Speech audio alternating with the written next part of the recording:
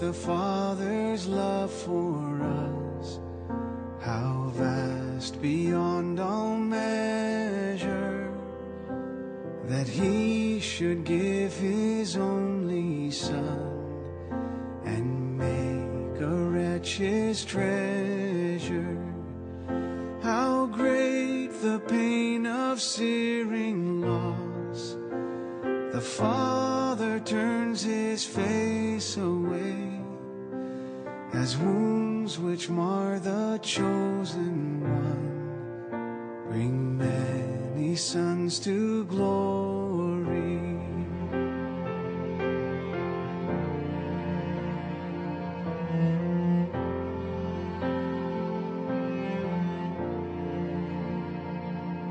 Behold the man upon his cross, my sin upon his shoulders. Ashamed I hear my mocking voice call out among the scoffers. It was my sin that held him there until it was accomplished.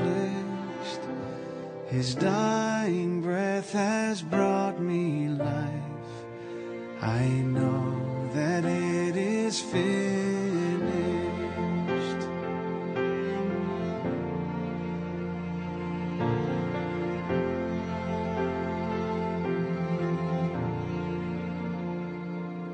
I will not boast in anything, no gifts, no power, no wisdom, but I will boast in Jesus Christ, his death and resurrection. Why should I gain from his reward? I cannot give an answer, but this I know with all my heart: his wounds have paid my ransom.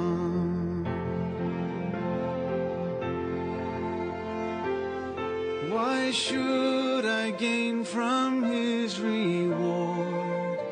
I cannot give an answer, but this I know with all my heart: his wounds have paid my ransom.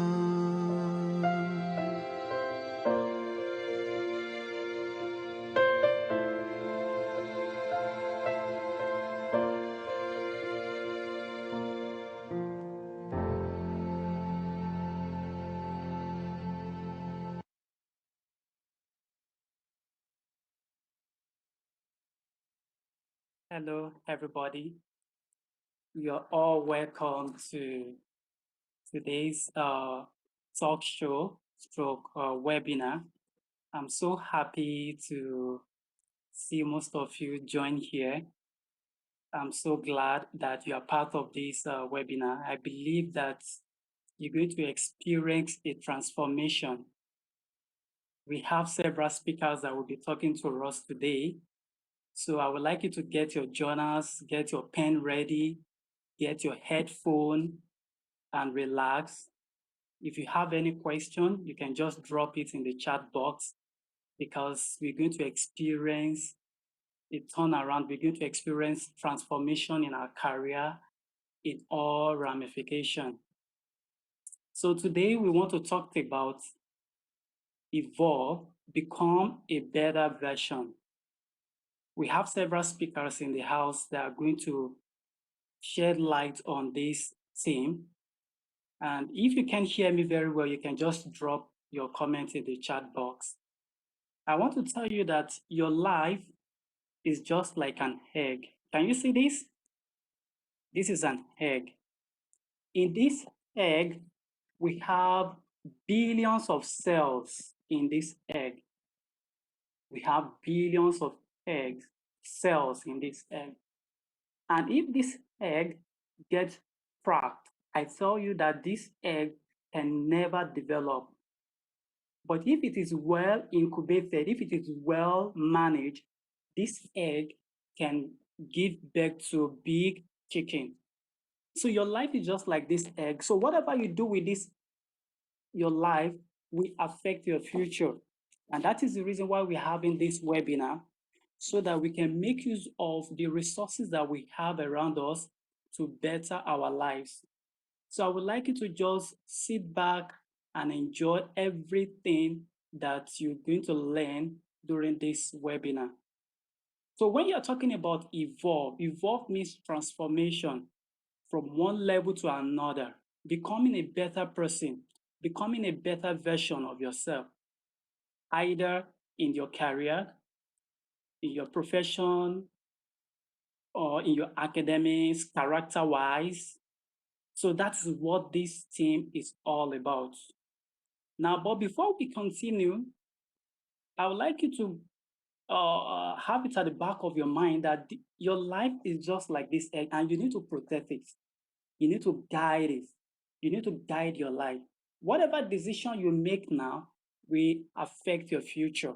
And that is the reason why you have to be very, very careful. We have a lot of resources around us. Technology is there. So how are you using this technology to better your life? So we're going to learn all these things from our speakers. So now, who are we? Okay, hold on. Who are we? Now, I want to tell you that I'm the CEO of Trailblazers. Trailblazers organization is an organization that helps youth to actualize purpose. We help people to develop their potential and achieve their dreams. Do you understand? So that is what we do. And one of the things that we do is that we give advice. We give advice, we motivate people, and also we also help youth to achieve success. We give direction and we also coach. We support people. In Trailblazers Group, we have a platform whereby, people that need resources to succeed, they can request from a resource that they need to achieve their dream. So that is what we do in Trailblazers. Okay. And another thing that we do in Trailblazer is that we also help people to set goals. We help people to set goals. We help people to set goals and achieve it. So if you don't have how to set goals, if you don't know how to set goals, you don't know how to achieve your dreams, at Trailblazer Circus, we can help you. At Trailblazers Group, we can help you. Now, like I said, that we have a lot of resources all around us to achieve our dreams. And the world is really developing at a very high speed. For instance, we have artificial intelligence, we have our computer, we have our laptop, we have so many things. You have your phone that you can use to do whatever you want to do. But I want to tell you that if you don't maximize this opportunity, if you don't use this technology, you might not be able to achieve what you have in mind. You might not be able to evolve into a better person that you want to be. So now I'm going to play a documentary by Marco Tempest. Okay, sorry. Okay.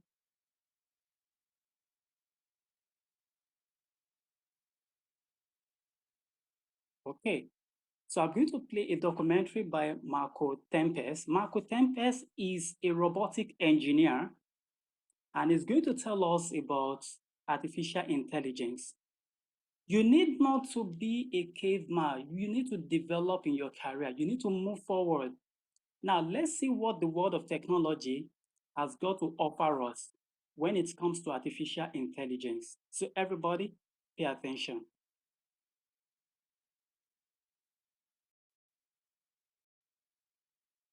Hold on.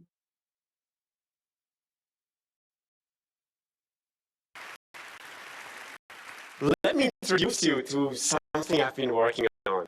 It's what the Victorian illusionists would have described as a mechanical marvel, an automaton, a thinking machine. Say hello to Eddie. Now he's asleep. It's working on. Eddie. Eddie. These mechanical performers were popular throughout Europe. Audiences marveled at the way they move. It was science fiction made true. Robotic engineering.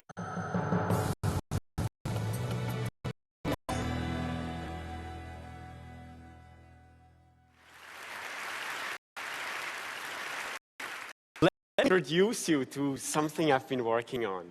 It's what the Victorian illusionists would have described as a mechanical marvel, an automaton, a thinking machine.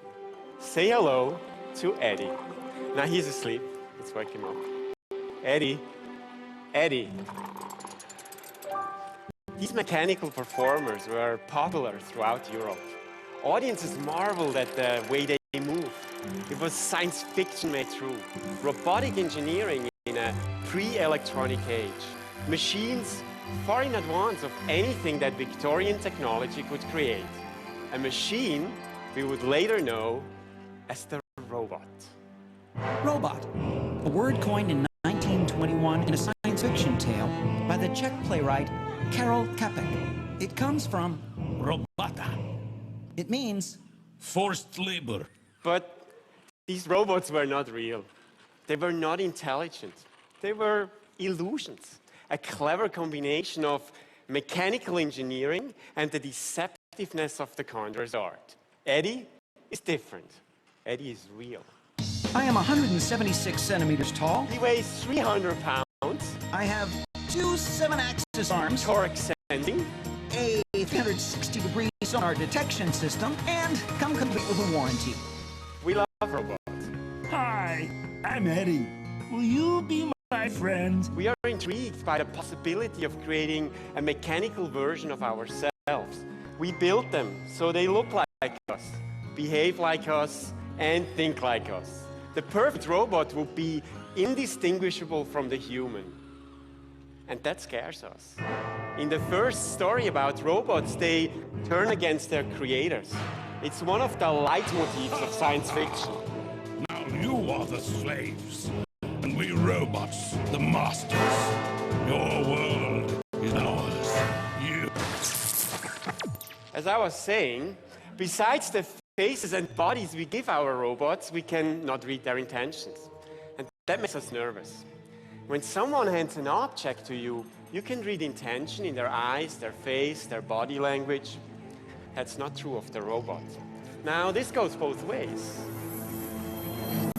Wow! Robots cannot anticipate human actions. Humans are so unpredictable, not to mention irrational. I literally have no idea what you guys are going to do next, but it scares me. Which is why humans and robots find it difficult to work in close proximity. Accidents are inevitable. Ow! That hurt! Sorry. Now, one way of persuading humans that robots are safe is to create the illusion of trust. Much as the Victorians favored mechanical marvels, we can add a layer of deception to help us feel more comfortable with our robotic friends. With that in mind, I set about teaching Eddie a magic trick. Ready, Eddie? Ready, Marco. Abracadabra. Abracadabra? Yeah, it's all part of the illusion, Marco. Come on, keep up. Magic creates the illusion of an impossible reality. Technology can do the same. Alan Turing, a pioneer of artificial intelligence, spoke about creating the illusion that a machine could think. A computer would deserve to be called intelligent if it deceived a human into believing it was human. In other words, if we not yet have the technological solutions, would illusions serve the same purpose? To create a robotic illusion, it defines a set of ethical rules, a code that all robots would live by. A robot may not harm humanity, or by inaction, allow humanity to come to harm. Thank you, Isaac Asimov. We anthropomorphize our machines. We give them a friendly face and a reassuring voice. I am Eddie. I became operational at TED in March 2014. We let them entertain us. Most important, we make them indicate that they are aware of our presence. Marco, you're standing on my foot. Sorry. They'll be conscious of our fragile frame and move aside if we got too close. And they'll account for our unpredictability and anticipate our actions. And now, under the spell of a technological illusion, we could ignore our fears and truly interact.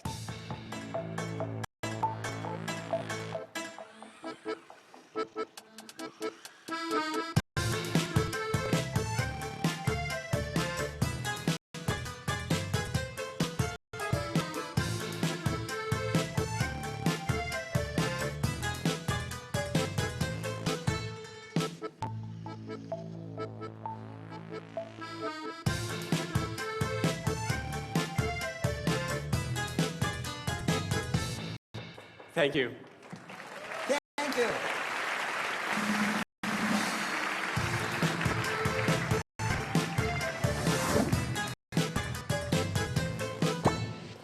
And that's it. Thank you very much. And thank you, Eddie. Thank you, Marco.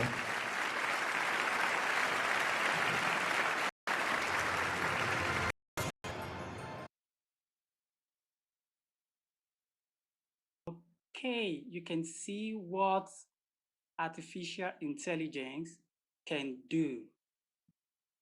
That is just it. You need to maximize the opportunity that you have. We live in a world of technology, and it is high time we started to use this technology to our own advantage. We have so many applications, we have so many softwares all around us that you can make use of to better your career, to better your profession, to better your research work. This is just, you just have to open your mind. You just have to make research on the app or the software that you can use. Now, I have a speaker in the house, Mr. Luis. Mr. Luis is a friend, and he finished from Coventry University. He studied artificial intelligence, forensic, and security information system. So he has got a lot to offer us. So I would like you to get your pen and jot down everything that he has got to offer us. So Mr. Luis, I want to welcome you. So thank you very much. You're welcome, Mr. Luis. Over to you. Okay, hold on. Good evening, everyone. Can you hear me? Yeah, we can hear you. We can hear you. Okay. Good evening, Trailblazers. Dajahao to our Chinese listeners, and good afternoon to those joining us from my dear continent, Africa. And a big hello to everybody joining us from every part of the world. My name is Luis, and I'm an IT consultant here in Beijing, and it's an honor for me to be here with you today. A minute. Okay. I want to start by thanking the organizers of this event. It comes at a time when the dire need of a forum such as this is self-evident. It's an honor to be here with you guys today, and I understand many of us here are from different professions and from different parts of the world. I also understand that a lot of youths have been trained through this forum. It gives me joy to see an organization like this dedicated to the training of people. Training people is something that is very imperative because the quality of people always determines the outcome of a good place. Be it in the classroom, schools, organizations, agencies, or our nation. Because of time, Permit me to save you the stress and boredom of talking about my IT credentials. Let's dive into the topic at hand today. A very interesting topic you guys have given me, and I hope we spend the next few minutes productively. I'll break down my discussion into 3 parts. I call it a discussion because I would have loved it to be interactive, but I heard they muted everyone, but I really wanted it to be interactive. And I must tell us today that no one knows it all. Nobody's perfect, and we are all learning. Okay, so like I said, I'm going to be breaking it down into 3 parts. 1, the technological trends. 2, how we can maximize the use of this technology. 3, the pros and cons of this technology. Technology today is evolving at a rapid pace and enabling fast change and progress, causing an acceleration of the rate of change. However, it is not only technology trends and emerging technologies that are evolving.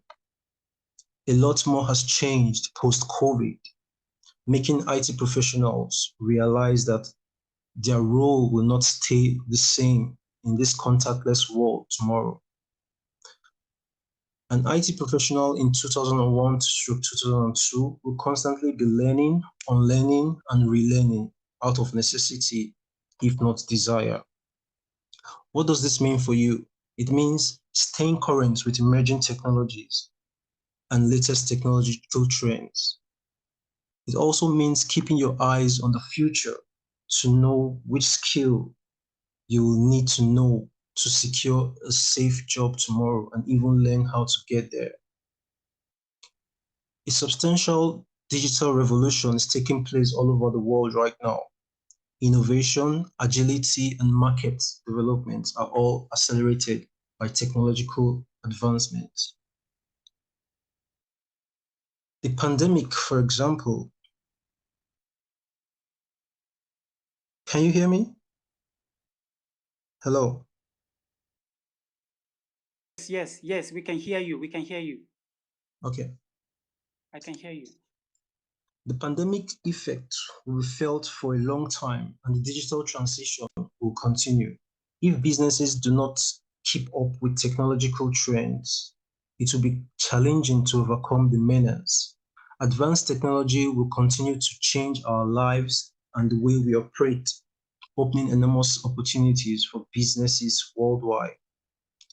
Let's look at some developments, some technological developments so that everyone knows what to look out for or adopt or take home with them. I'll be listing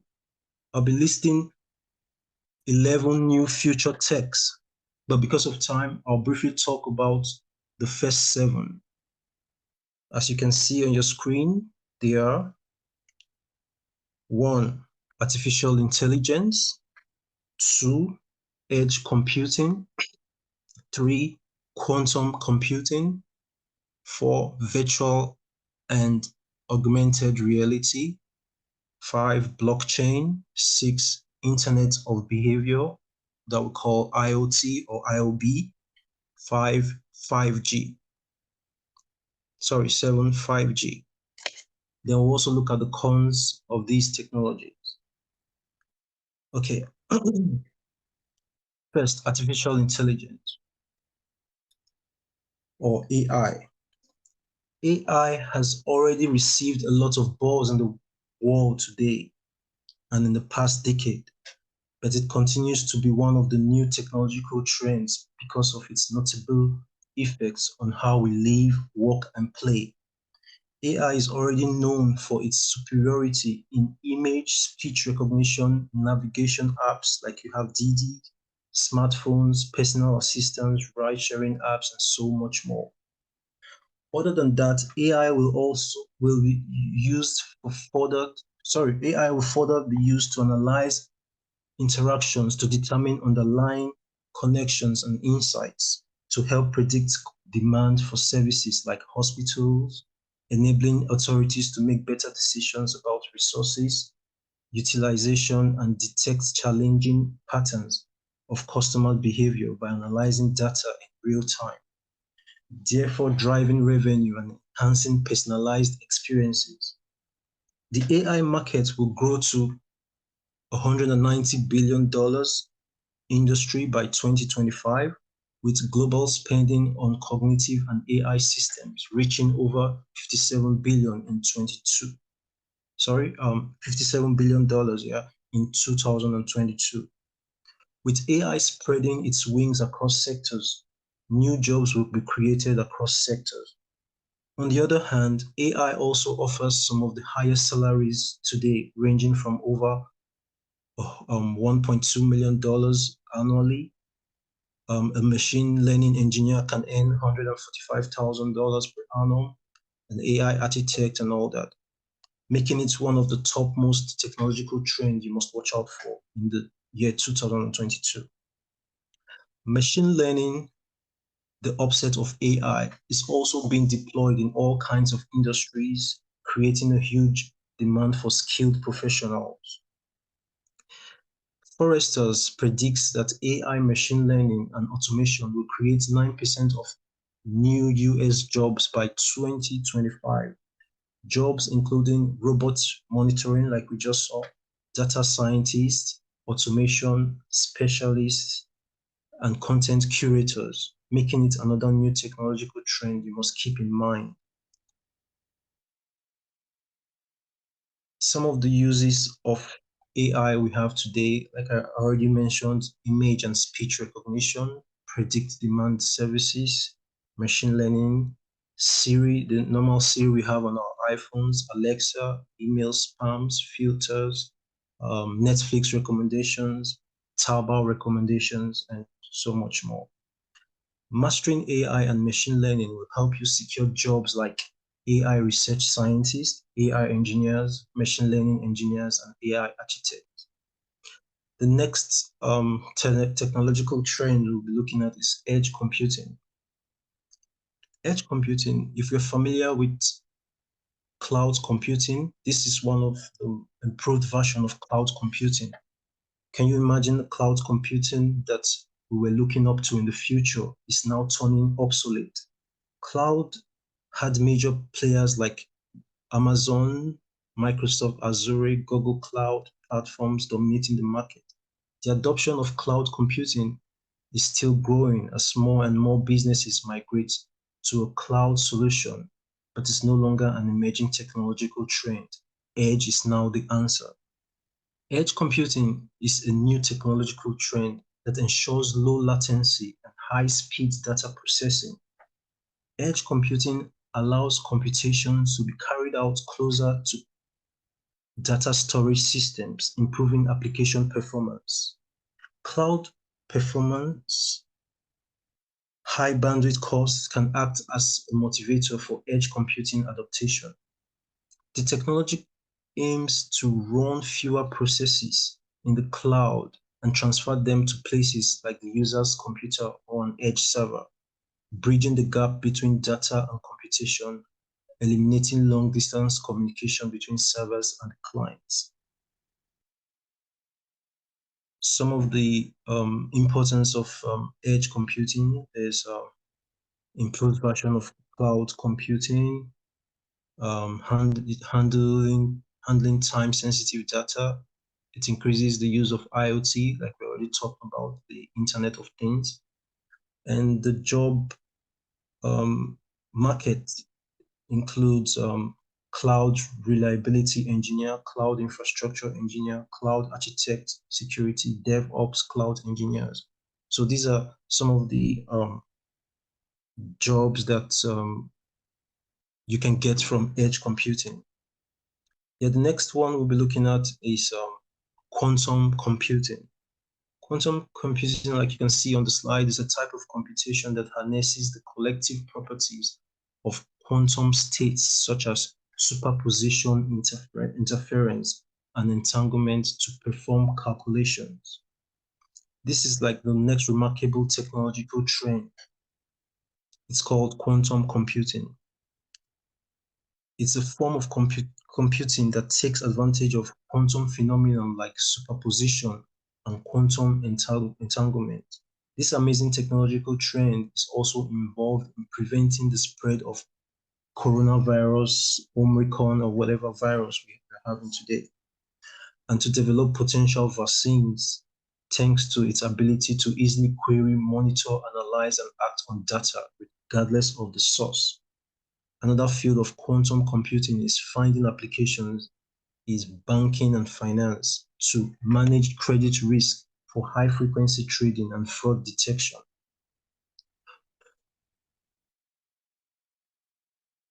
The next technological trend we'll be looking at is virtual reality and augmented reality.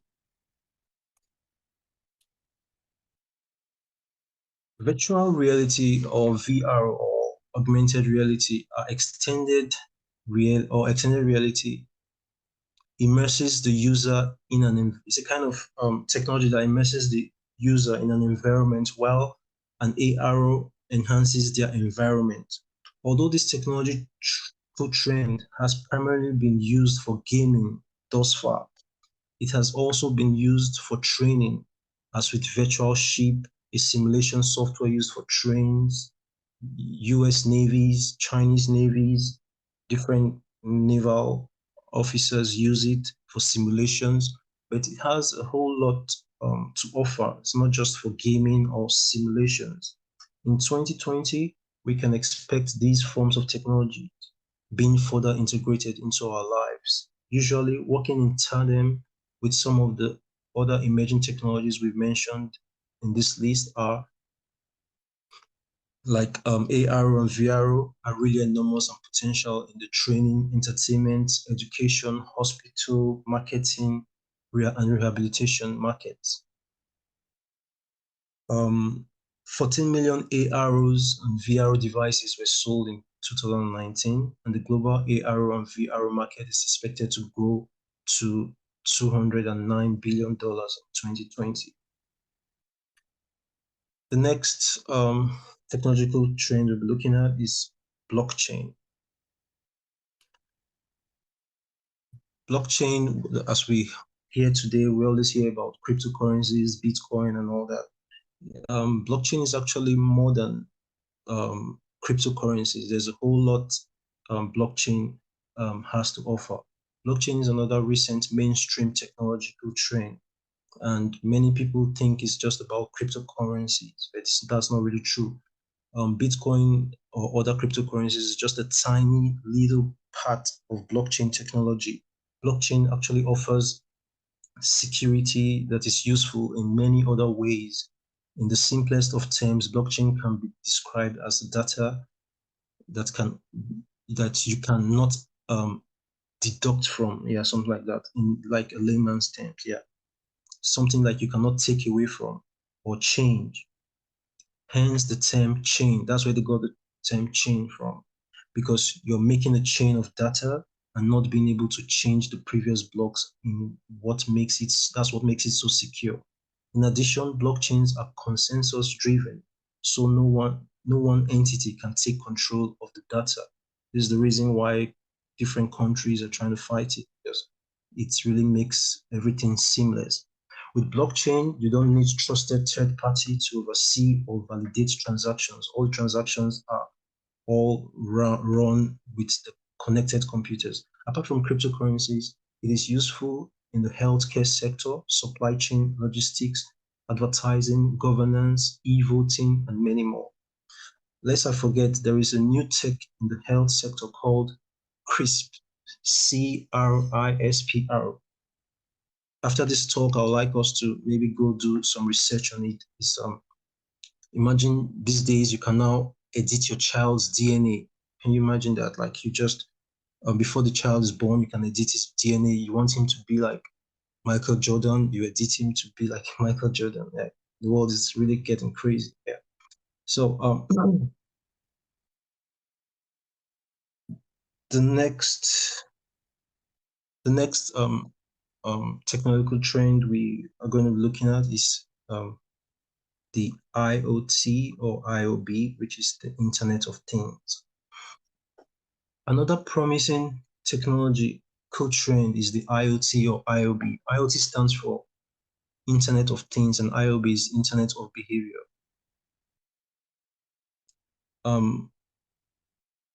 IoT is concerned with using data and insights to influence behavior. IoT devices are possible as massive database for Internet of Behavior paradigms. Businesses will be able to follow customer behavior and use IoB to benefit their respective channels with the aid of IoB. For example, a health tracking app may collect information about your physical activities, routine, diet, sleep, and other habits. This information can be used to encourage more behavioral improvements, such as creating personalized health plans.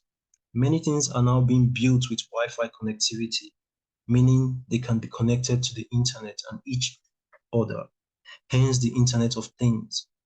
The Internet of Things is the future and has already enabled devices, home appliances, cars, and much more to be connected and exchange data over the internet. As consumers, we are already using and benefiting from IoT. We can lock our doors remotely now in case we forget to lock them before going to work. We can preheat our homes, our ovens, and so on. And we can also track our fitness on our smartwatches. This is all done by the IoT. IoT makes all this possible. However, businesses also have much to gain now. And in the near future, the IoT can enable better safety, efficiency, and decision-making for businesses as data is collected and analyzed. It can enable predictive maintenance, speed up medical care, improve care services, and offer benefits we haven't even imagined yet. The best is yet to come.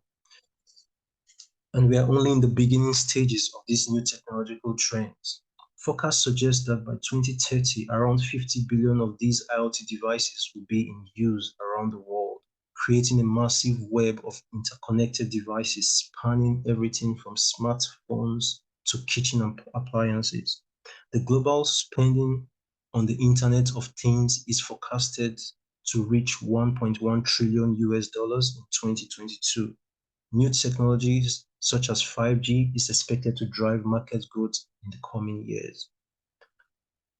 And if you wish to go into any of these technology, into IoT, and to learn about it, you also need AI and machine learning fundamentals, networking, hardware interfacing, data analysis, automation, and understanding embedded systems.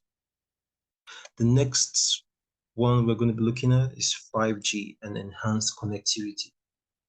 The next technological trend that goes hand in hand with the IoT is the 5G, where 3G and 4G technologies have enabled us to browse the internet, use data-driven services, increased bandwidths for streaming on stuffs like Spotify, YouTube, and all that. 5G services are expected to revolutionize our lives by enabling services that rely on advanced technologies like AR, VR, alongside cloud-based gaming services like Google Stadia, NVIDIA, GeForce, and much more. It's expected to be used in factories, HD cameras, and that help improve safety of traffic management, smart grid control, and smart retail markets. Just about every telecom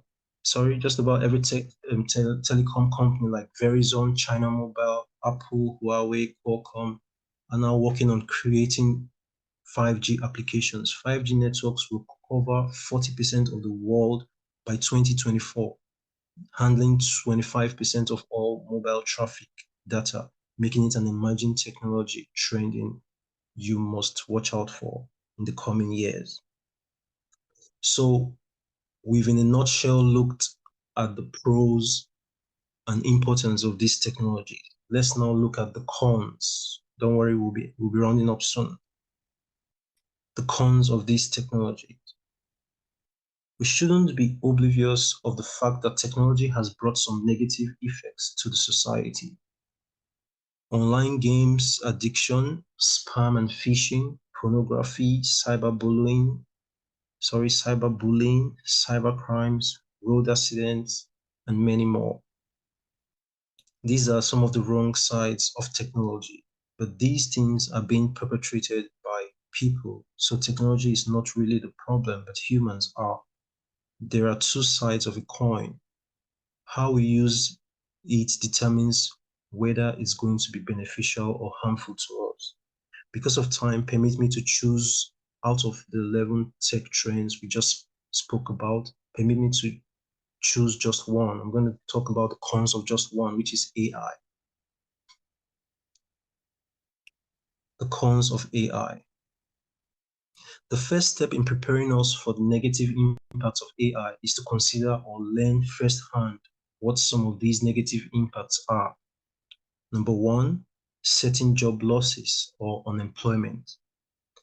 Though many believe more jobs will be created by the introduction of AI, and many people also predict a net increase in jobs, the fact is there are tons of jobs people do today that will be taken over by machines. Our future workforce has to be ready for this and put this in mind. It reminds me of a company I once worked with. It was a news aggregation software company where the staffs were meant to be sending push notifications to all its subscriber base. Barely 6 months into operation, AI was introduced and integrated into the company. And all of a sudden, they didn't see the need or the use of more than 60% of their staffs. They all lost their jobs. Even me, myself, that introduced the use of AI to them, my services were no longer needed. It was really a sad ending. Number two, AI bias. Since AI algorithms are built by humans, they can have built-in bias by those who either intentionally or inadvertently introduce them into the algorithms. If AI algorithms are built with a bias or the data in the training sets they are given to learn from is biased, they will produce biased results. This reality could lead to unintended consequences like the ones we have seen with discriminatory recruiting algorithms and Microsoft's Twitter chatbot that became racist. As companies build AI algorithms, they need to be developed and trained responsibly. Number three, global regulations. We are now in a global village. The actions and decisions regarding artificial intelligence in one country could diversely affect others easily. We are seeing this already playing out where Europe has adopted a robust regulatory approach to ensure consent and transparency, while the US and particularly China allows its companies to apply AI much liberally. Number four, accelerated hacking. Artificial intelligence increases the speed of what can be accomplished. In many cases, it exceeds our ability as humans to tag along. With automation, despicable acts such as phishing, hacking, delivery of viruses to softwares, and taking advantage of AI systems because of the way they see the world might be difficult for humans to uncover until there is a real serious situation to deal with. Finally, AI terrorism. Similarly, there may be new enabled forms of terrorism to deal with, from the expansion of autonomous drones and the introduction of robotic swarms to remote attacks or the delivery of diseases through nanorobots. Our law enforcement agencies and defense organizations will need to adjust to the potential threats these presents.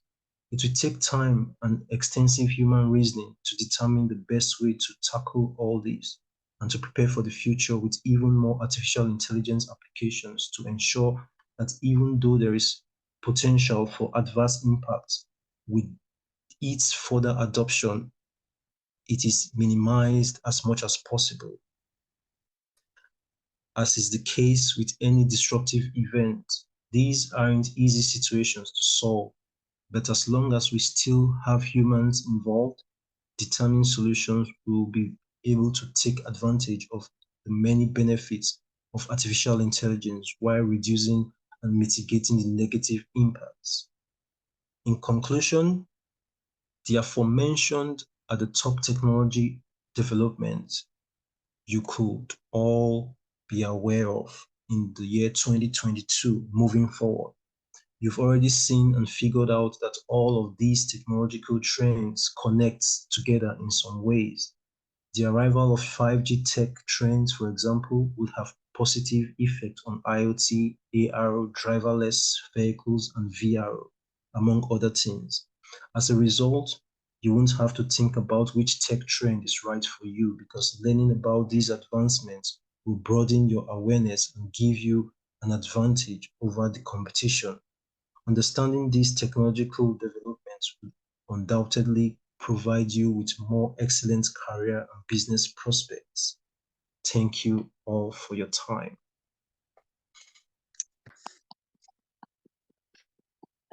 Thank you very much, Mr. Louis, for the nice presentation.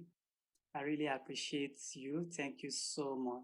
Yeah, there is a question here. There is a question here. The question comes from Monica, and she says, with the arrival of 5G era, will artificial intelligence enter our college students' lives?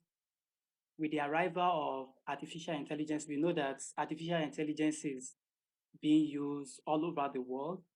I hope it won't, replace lecturers in the classroom or maybe in the course of your research work. I hope artificial intelligence will not replace our researcher. I think that is what the question is all about. So what do you have to say about this? You say with the Okay, arrival of, okay. yeah, thank you very much. Yeah, it's a very it's a very good question. Yeah, actually, if they were listening well, this was already partially answered, even in your video. Yeah, it's actually going to affect, but somehow um, the humans are always smarter. So there is nothing like when you learn from a professor, like a physical professor, than learning from a robot. Although you're going to almost get the same thing, but there are still some hidden things that the physical professor is going to provide. And it's already playing out, like it's already happening. You have people learning online. Like I learned most of my ideas or most of my skills online. Like I didn't even need to go to the four walls of a school to get them. That's already AI taking over the jobs of maybe 4,000 professors that would have taught me all those things. Yeah. So it's already playing out and it's actually possible. It's already happening. Oh, But yeah. okay. Okay, so thank you very much. Thank you very much. Okay, now before we continue, I would like to invite Wu. Wu, she is environmental design student of HIU, and she has got one or two things to talk about our course and how we can evolve into a better version of ourselves, how we can be the best. So Wu, you are welcome. Yeah, hello, Mr. Lambo. Can you hear me? Okay, hello, you're welcome. Yeah, okay. Good evening, everyone. Yeah, good evening. So, um, it's my great honor to be here to share with you some of my personal feelings about learning. Yeah, about learning. Scientist Albert Einstein once said, I never admire a scientist who stays in his laboratory all the time, just as I never encourage a student who studies blindly. With a little bit of skill, we can do it in the shortest time. Learning in middle school was stressful. Faced with the increase of subjects and the variety of homework, many students became at a loss. I also experienced this process, but all day long, sitting in the classroom study, go home every day to do homework and materials until midnight. Effect is often twice the effort. When we see instant famous words, we realize that learning should pay attention to skills and learning should pay attention to methods. Mm, First of all, we should cultivate our interest in study. He, he who knows is better than he who is good, and he who is good is better than he who enjoys. That tells us that the theme in learning, according to the requirements of teachers and parents to learn and their own like to learn, or even take learning as a fun to learn, the effect of learning is that the thing. If you can discover life from boring mathematics, understand the communicate to your understanding of life from Chinese, and feel history from history, you can get rid of impetuous learning and come down to study with interest. Second, to set up the goal of learning. No forward goal is like a ship in the sea cannot find the direction of sailing. What do we learn for? What is the purpose of our study? What is the outcome of our learning?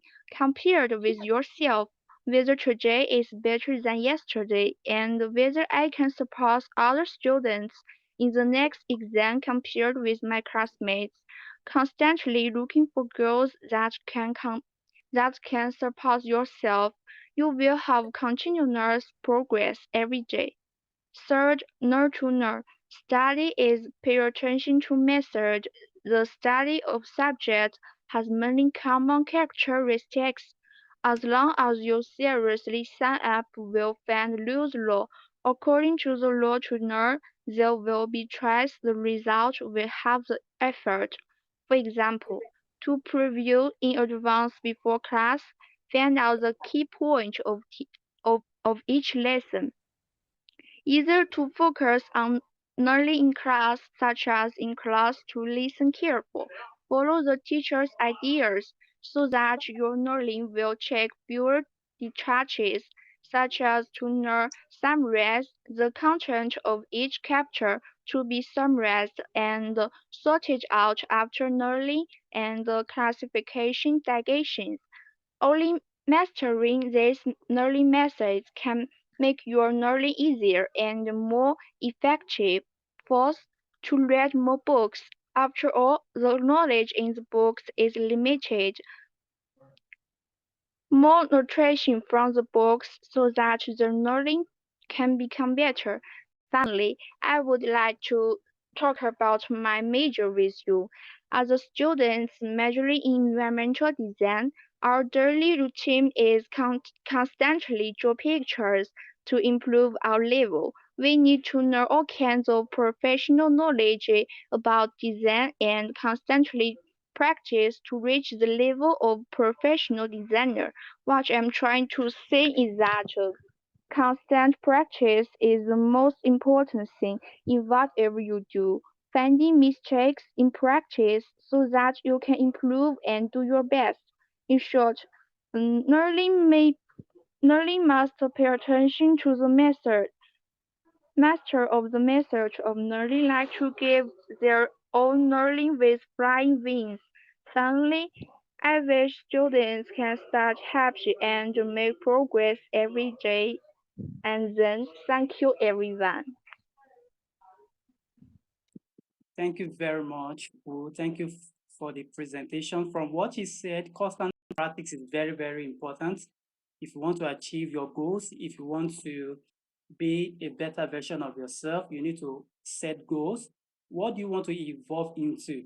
Character-wise, in your profession, in your career, what do you want to evolve into? You need to have goals. It might even be spiritual. Do you understand? What do you want to evolve into?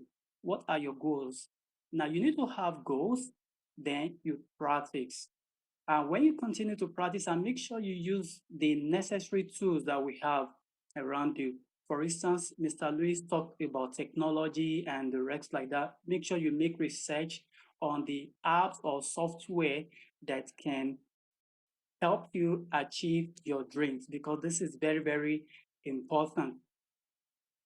because this is very, very important. We have a whole lot of software, we have a whole lot of applications that can help you.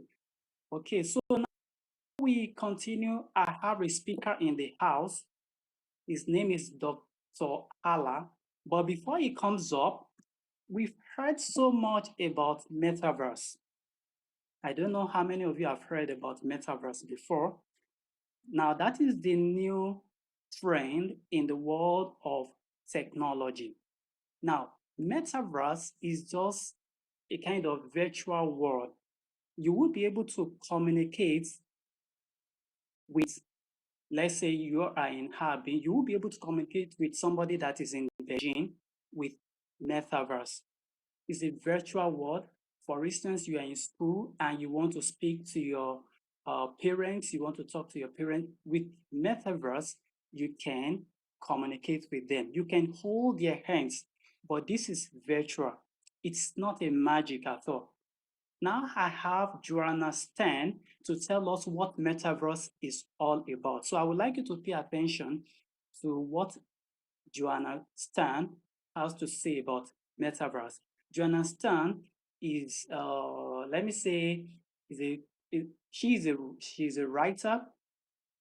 She writes about new tech, and she tried to use what we call Oculus. Oculus is a kind of Google, is a kind of goggle, is a kind of goggle that we use in Metaverse. And remember, Facebook also is trying to develop its own Metaverse. So everybody, I would like you to pay attention to what Joanna Stan has to say about Metaverse, the virtual world.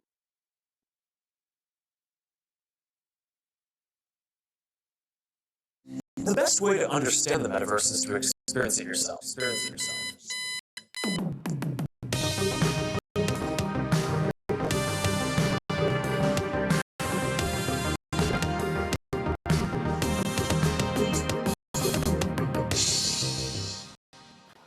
Yeah, I definitely don't feel very well right now.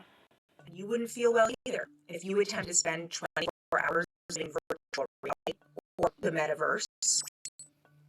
Don't know what the metaverse is? That's okay. I'm not sure anyone really does. But Meta, formerly known as Facebook, Microsoft, and more, are defining it as the virtual world that is the next phase of the internet. In this world, we have digital versions of ourselves, or avatars. And we call this the metaverse. And you're going to be able to do almost anything you can imagine. Get together with friends and family, work, learn, play, shop. So I decided, why wait? And stupidly, I dared myself to visit the metaverse for a full 24 hours in its current, not so great state. In fact, Meta and others tell you that the metaverse isn't even here yet. But the best way to see the start of it is through virtual reality. And since I didn't want to pop into a headset with my kid running around, I packed my bags and moved to the Holiday Inn Express around the corner. I set a few rules. The headset can come off to eat and go to the bathroom.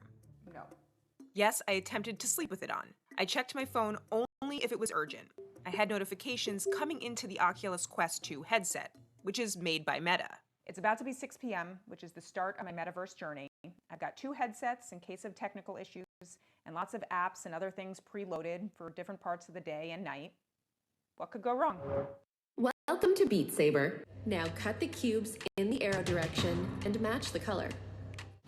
That was too soon. Wait for the beat. Wrong direction. Wrong direction. She's very mean. I started with games like Beat Saber, since right now they're the most popular use of VR. And while many games allow you to play with others, I had no real friends to play Beat Saber with that evening. So I decided to go elsewhere for some social interaction. Altspace VR, an app that allows you to hang out with other avatars in virtual venues. Okay, I'm gonna customize my avatar for a night out. I guess in the metaverse, I could have short hair. I wasn't exactly prepared for what would happen next. I guess I'll go to this campfire hub.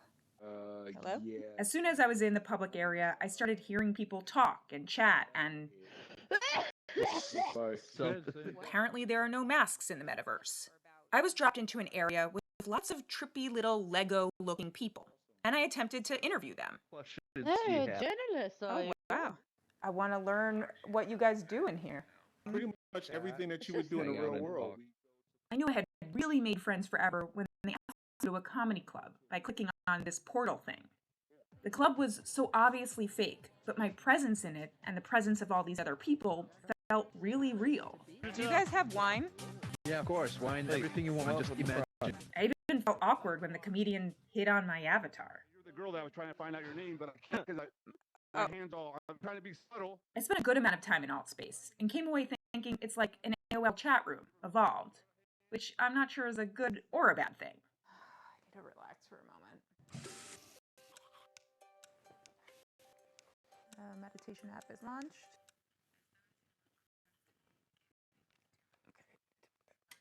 Kindness starts with you. I highly recommend meditation apps like Guided Meditation or Trip. It's oddly relaxing and peaceful. And I could lie to you and tell you I slept with the headset on the whole night, but we have this proof.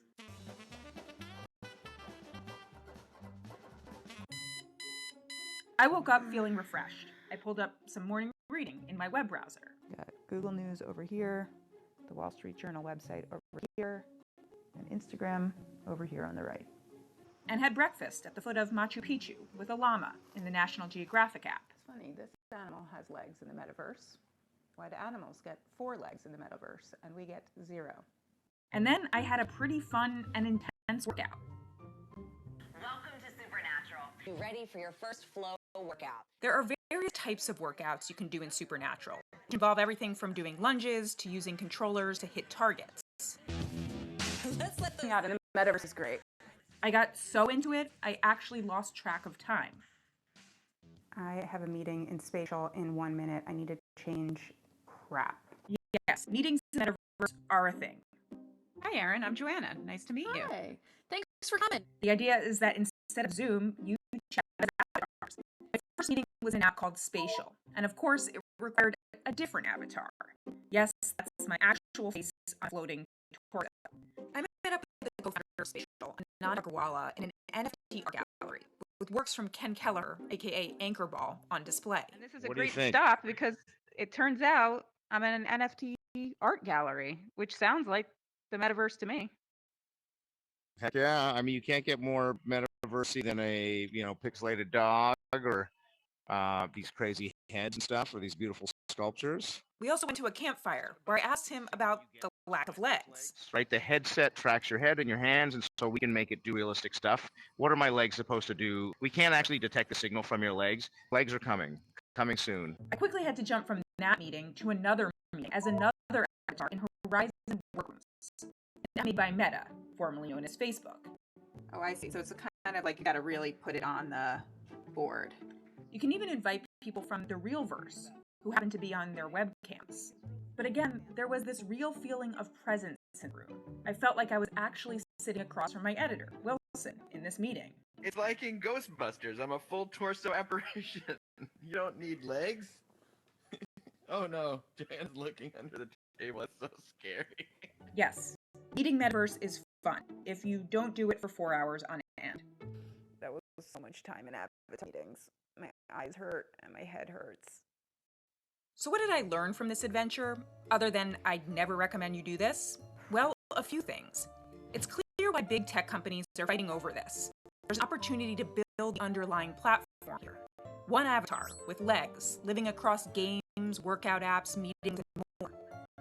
Evan Fitzgerald told me as much. And the metaverse is not going to be built by one company, that there are other companies, organizations, creators that maybe will use our avatars and allow people to move from one place to another while still feeling like themselves. Then there's the privacy tools and moderation. It's going to be insane, judging from my brief comedy club experience. And then headsets will need to be smaller and more comfortable and run for longer on a charge. Thank you guys. My headset's going to die in 5 minutes. So yes, it's certainly the early days of the metaverse. But lock yourself in a room like this, and you can really see the potential.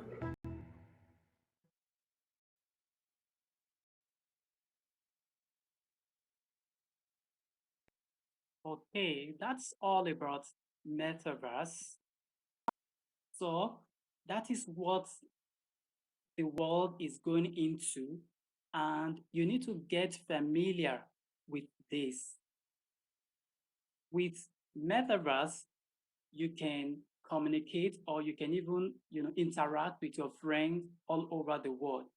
But presently, if you have your Oculus, what's it called, goggle, that's AR goggle, you can communicate. If your friend has the same goggle, you can communicate, you can interact, you can do so many things. So you can see that the world of technology is really, we are really advancing when it comes to technology. The world has become a, global village, and this is the time to maximize this opportunity. This is the time to maximize the resources that are at your, what's it called, fingertips. So, and I would like to invite Dr. Ala.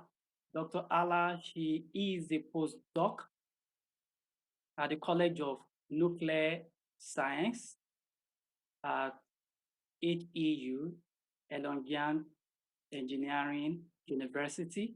So, Dr. Ala, are you there? We'd like to welcome you. Yes, I am. Please, can you hear me? Okay. So Dr. Ala will also be telling us more about how we can evolve, how we can be a better version of ourselves. So I would like you to get your pen ready and your journals. You have to digest everything that he has got to offer us.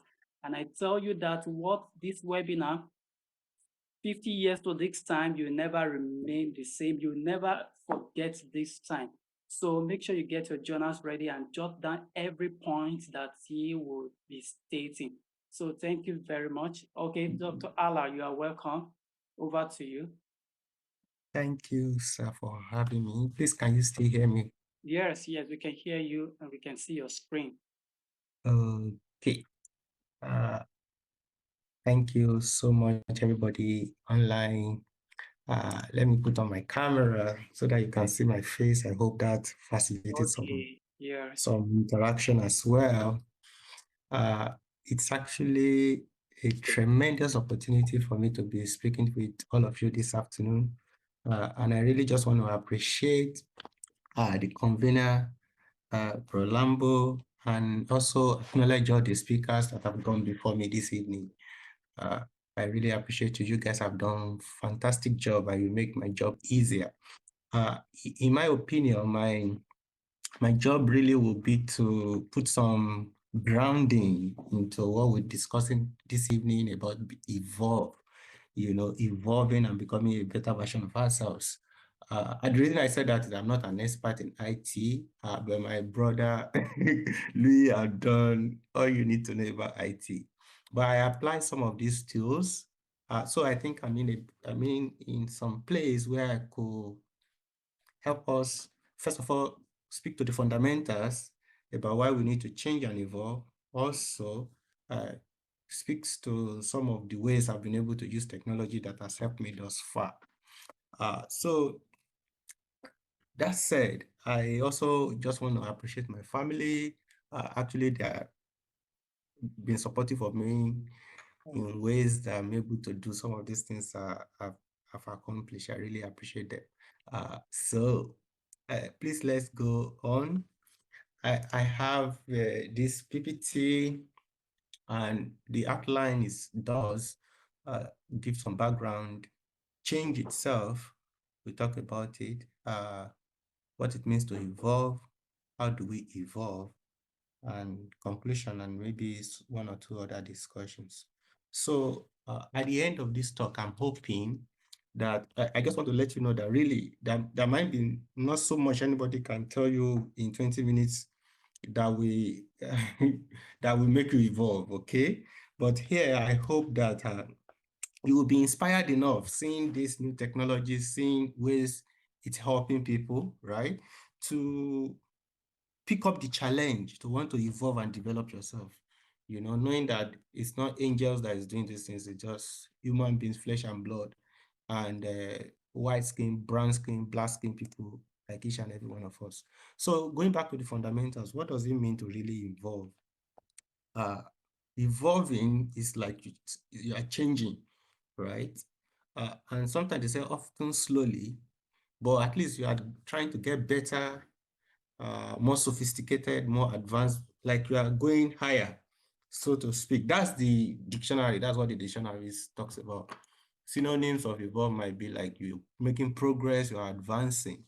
So that said, from what we've been hearing, the world is actually changing so fast, right?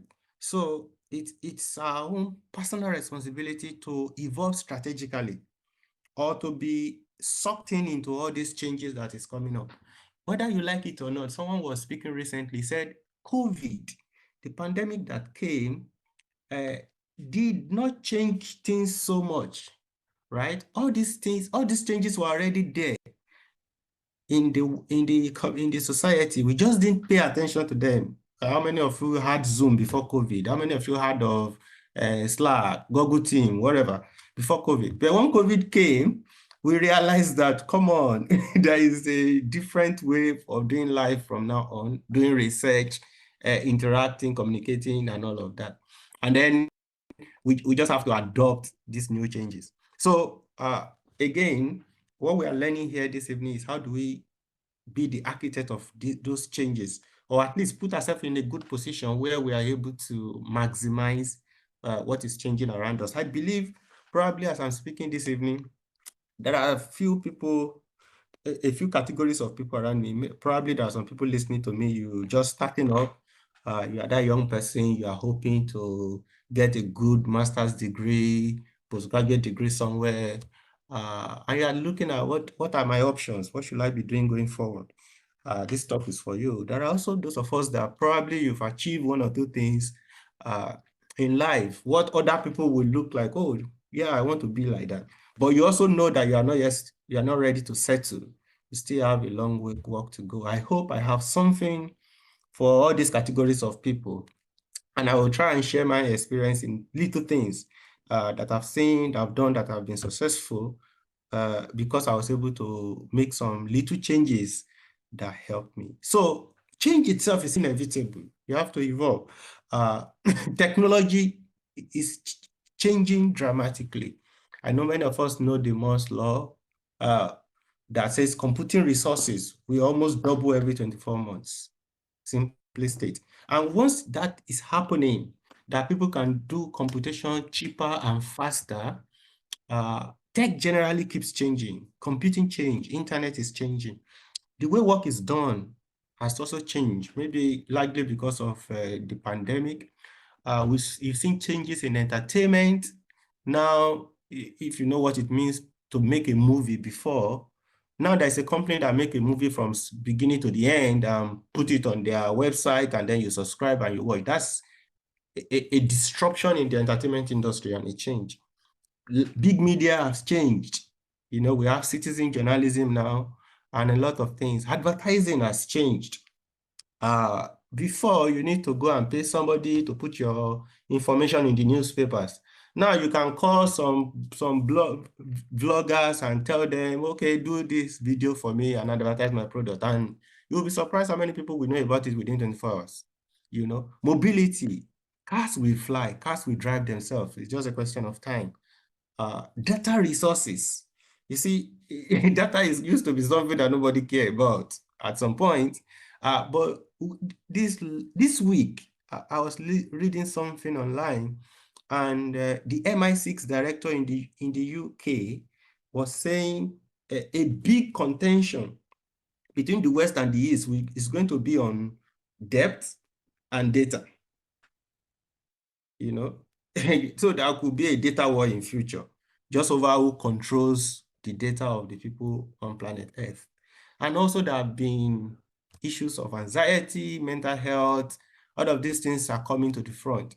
And the picture I'm trying to paint is you can't afford to be that man in the middle of all this wheel, and you are not strategically moving yourself in a way that you stay upright and you are able to control the system instead of being sucked into all the system and letting it control you the way it wants.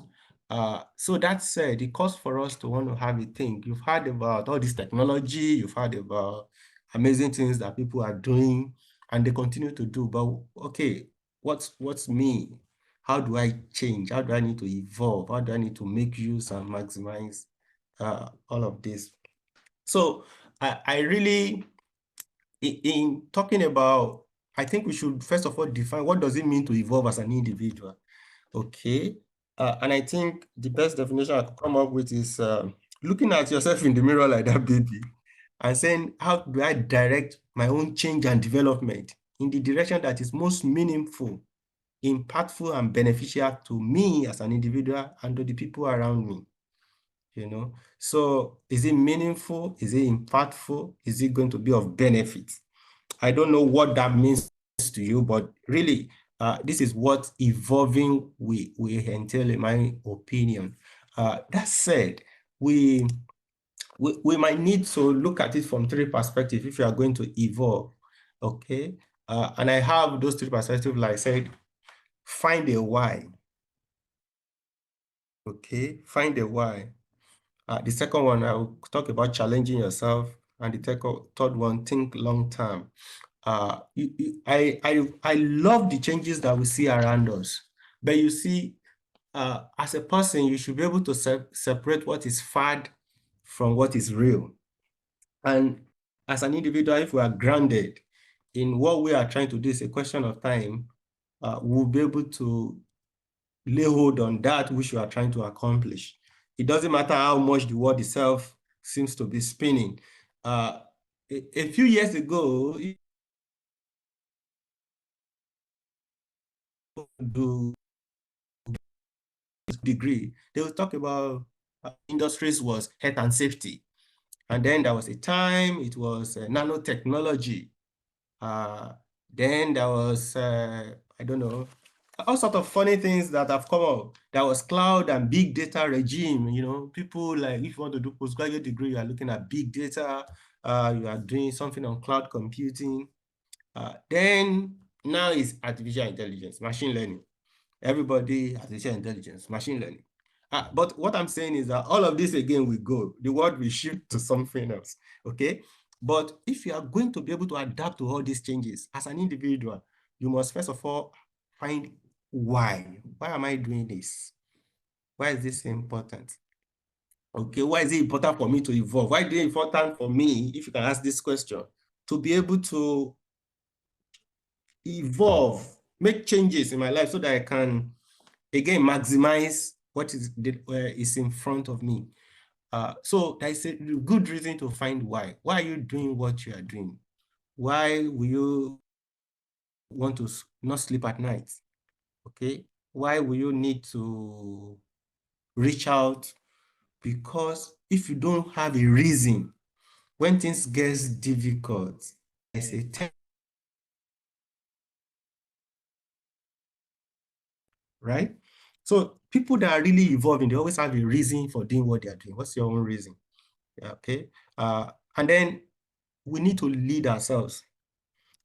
Lead yourself. That might sound scary, but really, as an individual, you have to just lead yourself. Many of us want to lead big organizations. To even lead your family, if you're married, you have to start with leading yourself. Ask yourself, what is your existence supposed to contribute, right? What are the principles and values you want to live by? To what extent have you been committed to living for excellence? So these are just questions on why, finding a why. And also, I just strategize on how you can be better than your present self. How you can be better than your present self, okay? The only person that you should be competing with is who you were yesterday. Today should be like, how do I get better than I used to be yesterday? What worked yesterday might not be working today again. What are the new things I need to learn? I need to incorporate so that I can be forward. Someone said, he said, if you have a why, you can cope with any how, quote and unquote, because you know why you are doing what you are doing. So it's important for us to know, to always have this yes at the back of our mind, so that we know what to say no to. Okay. And that's one thing I want us to note before we go too far. Second thing is that you're going to need to challenge yourself.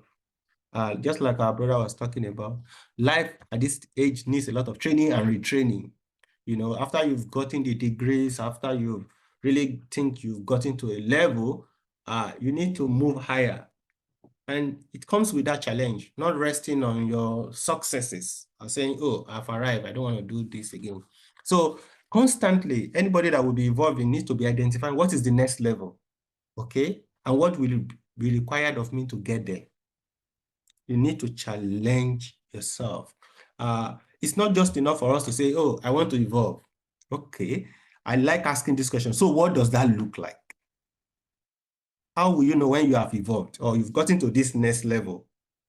Okay, if these things are well spelled out, again, that even gives you a kind of mental focus into being able to accomplish that which you want to accomplish, okay? And then you can evaluate what you've been able to do, what worked, what did not work. So also invest some time in reading and seeking good counsel.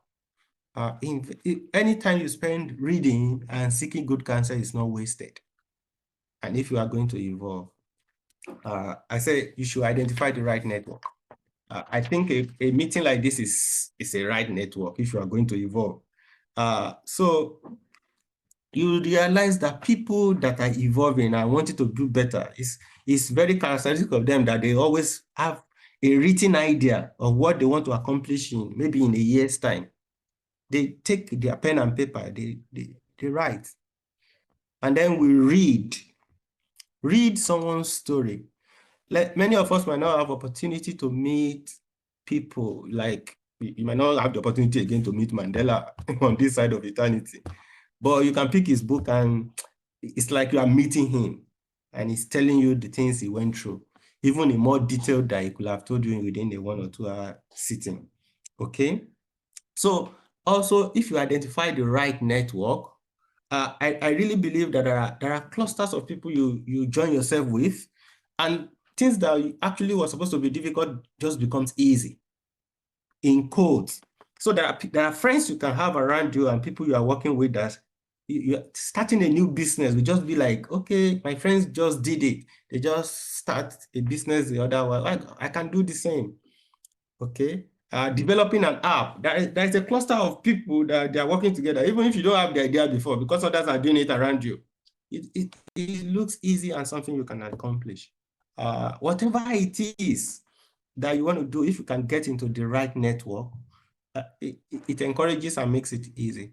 And then you have to manage yourself. Managing oneself is getting things done. Getting things done. I said procrastination doesn't help much. You have to complete these projects. Just imagine Elon Musk have very wonderful ideas. You want to build Tesla, you want to build SpaceX, he wants to build Hyperloops, but he never completed any. So as somebody that wants to evolve and get better, no matter how little that project is, try and complete it. You know, see it to a conclusion, see it to a place where you can say, yeah, I've done this. You know, so it's not so much about being able to always say, oh, I want to evolve, then I'll do 10 things.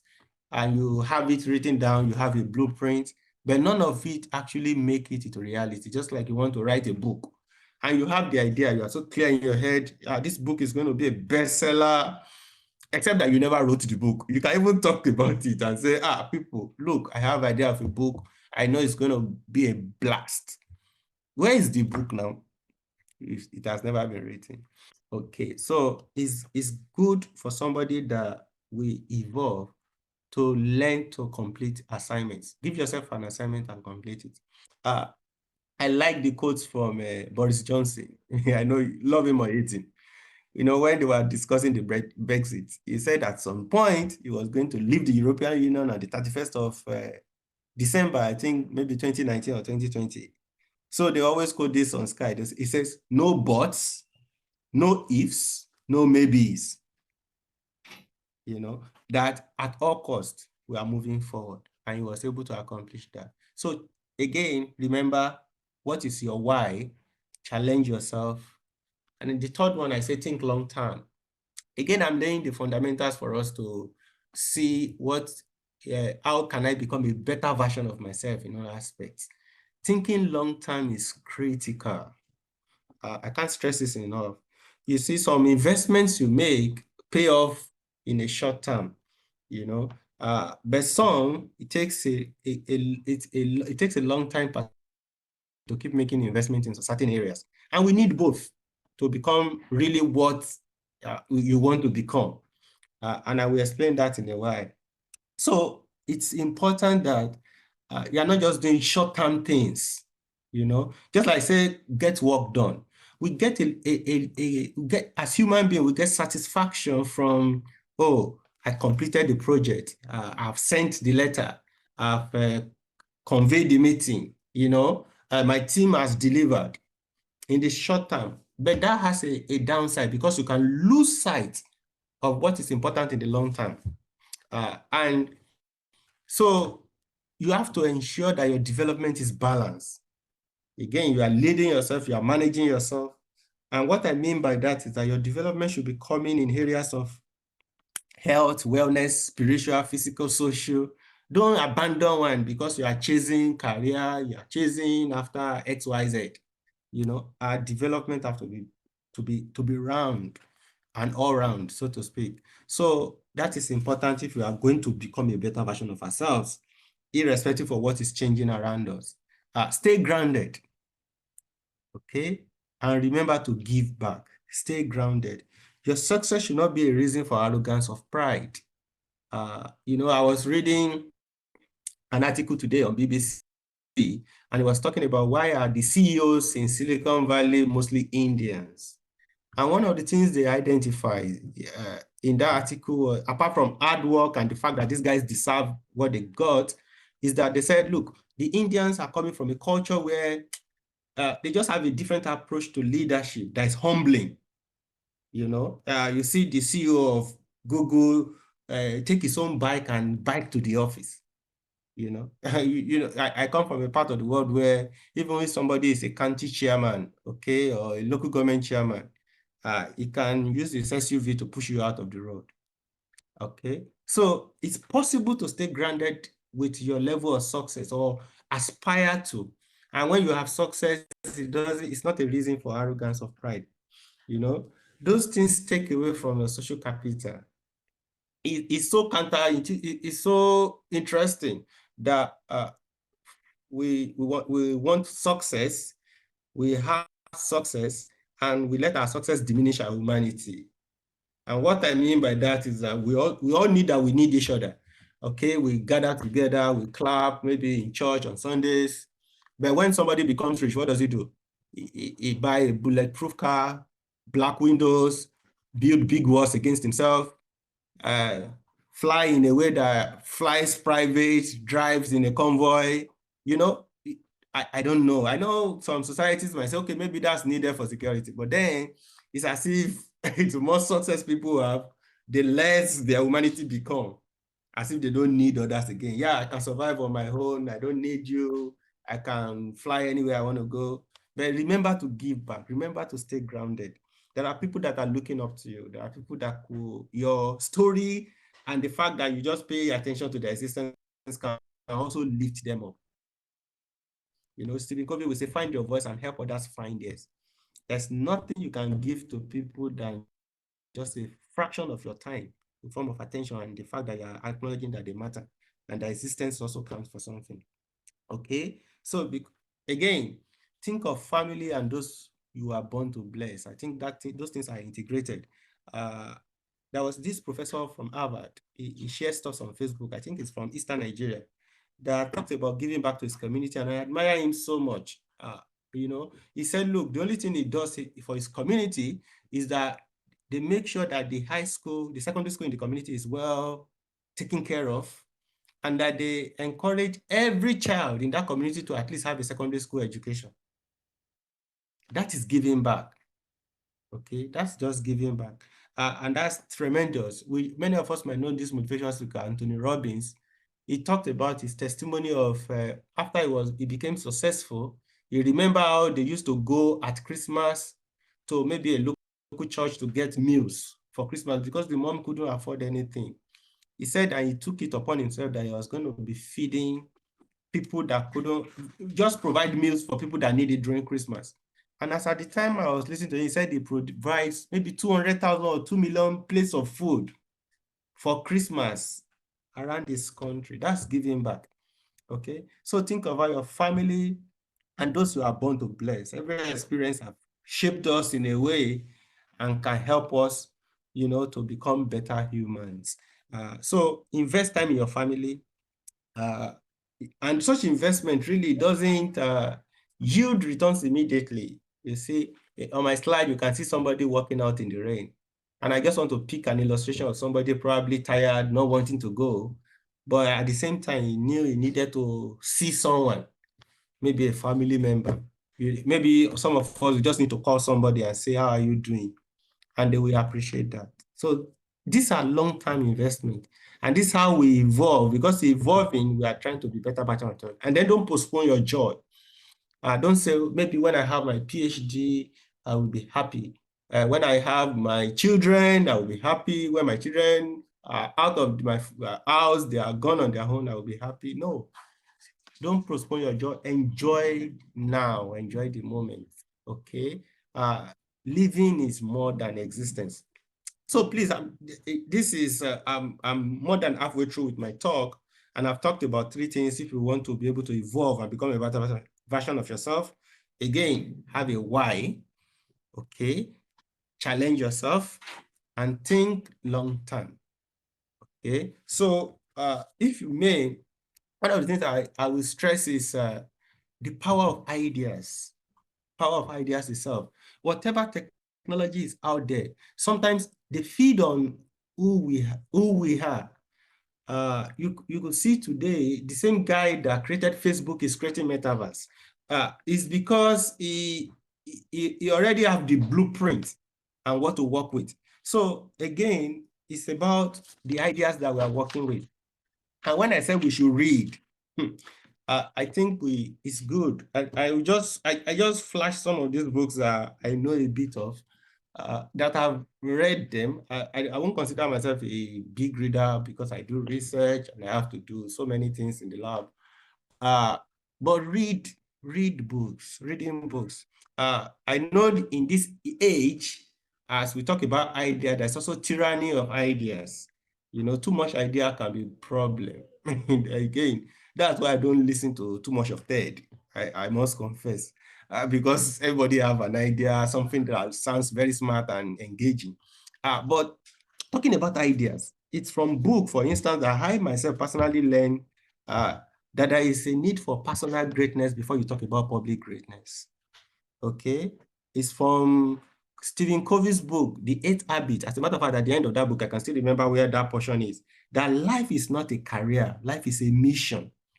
So whatever we are talking about, bringing in things together, doing great things, what is the mission? What are you trying to accomplish? What will it count for?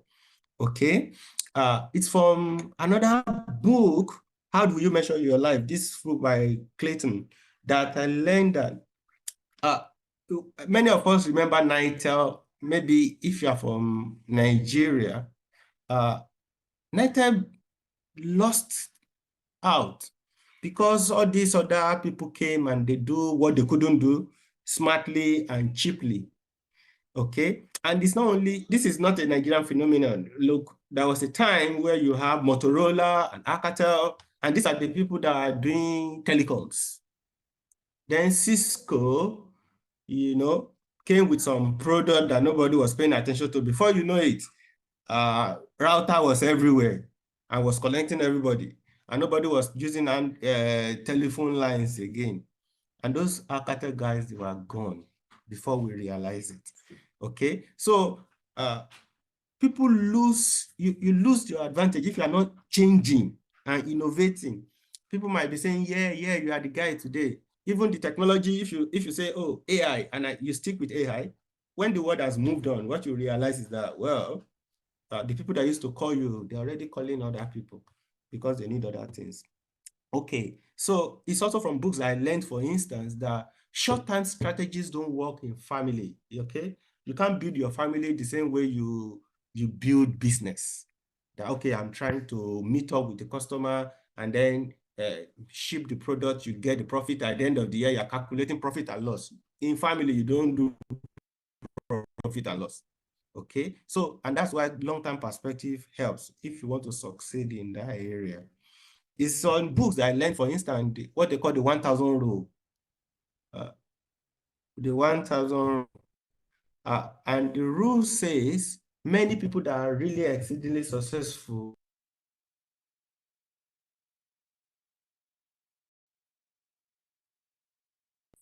about have the opportunity to practice these things for about 10,000 hours. So from book, you will find it interesting that certain advantages are inherent in when you are born, right? And there are people that maximize these advantages. When you are born, even which part of the year, if you are going to be an athlete, whether you are born between January and April, or you are born in November, December, makes a difference if you are going to do competitive sports. From books, you can pick up these things, okay? You can help yourself and people to make better choices if you understand the principle of choice architecture. Whether you are building new technology, you are building new businesses, choice architecture can help you look at how to make that happen. For instance, a good example of choice architecture, for instance, in your life, if you realize that you watch too much Netflix or TV, somebody suggested, why don't you move the television to a place where it's not so comfortable? Okay, so that it's not that when you are resting, you are looking at the TV. That's choice architecture. You are just helping yourself. But when you know that, you know how to apply it. Necessary endings. So a book, there are things that have to stop in your life. You are going to be able to make changes.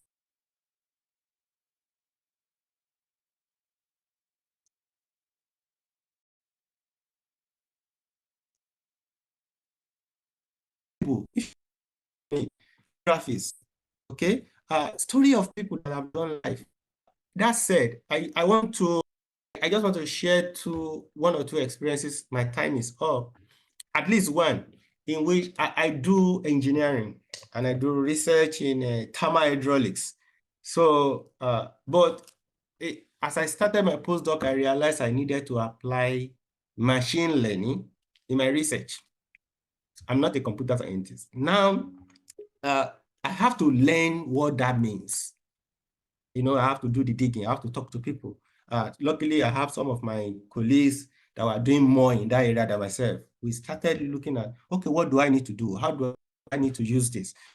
And before long, I was able to see a niche in which I could combine artificial intelligence into the things that we've been doing in research using other means, okay? And this is how I try to better myself in that area. You can't run away from these things. That is the truth. Others are doing it.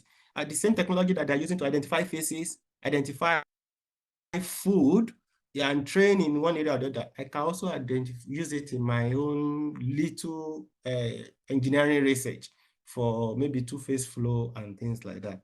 So I really want us to take on one of these things that no matter how smart you are, you have to be able to convert that to speed. Intelligence is speed. If not, whatever intelligence, if other people, you know, innovate and they surpass you, that intelligence will not count for anything.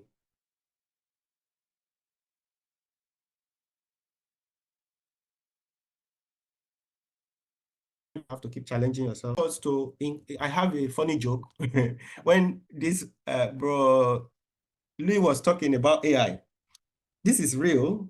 A professor wrote a paper recently in one of the universities in Texas and said, look, artificial intelligence is going to be able to predict most of the researches that researchers will be doing maybe from 2030 upwards, that there will be an algorithm that will be able to tell us, okay, this is the research, and maybe probably this will be the outcome. And everybody cried foul, crucify him. You know, he's trying to take our job. Why should you say machines will render us obsolete? And then, you know, the cancel culture. To the extent that the university withdrew that paper, the guy apologized. But it doesn't, the truth is there, that these are the potentials of technology. And I want you to know that whatever you are doing, you can apply these technologies. They are useful. You don't have to run away from them. They are not far-fetched. Okay, just get into knowing what it's about and how you can adapt it and use it. So please, in conclusion, as I said, we need to keep evolving.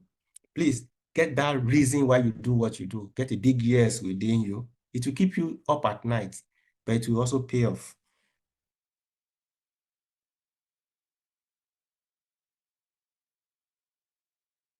Something new and think long term. You know, success is not just about short term. I'm able to get X, Y, Z. Also, in the long term, will you still be happy with the direction that your life has actually taken? I will stop here and I hand you over back to the convener. Thank you so much. Thank you very much, Dr. Ala. I know that the time we have is not sufficient for you to, give us everything that you have in stock for us. I know that you've got a lot of experiences, you've got a lot of ideas that you would like to impart our life with. Thank you so much. And for my listeners, I believe you've been able to get one or two things from what is said. From that book, Seven Habits of Highly Effective People, I think I've read the book before. In fact, I read what's it called? A book written by the son of Stephen Covey, where he talks about having the big picture in mind. Whatever you want to do in life, you have to have the big picture in mind.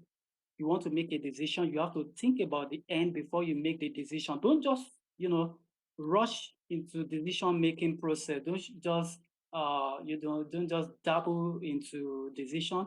You have to think, okay, what will be the result? What am I going to get from this fact? What am I going to get from these ideas? What am I going to get from this decision?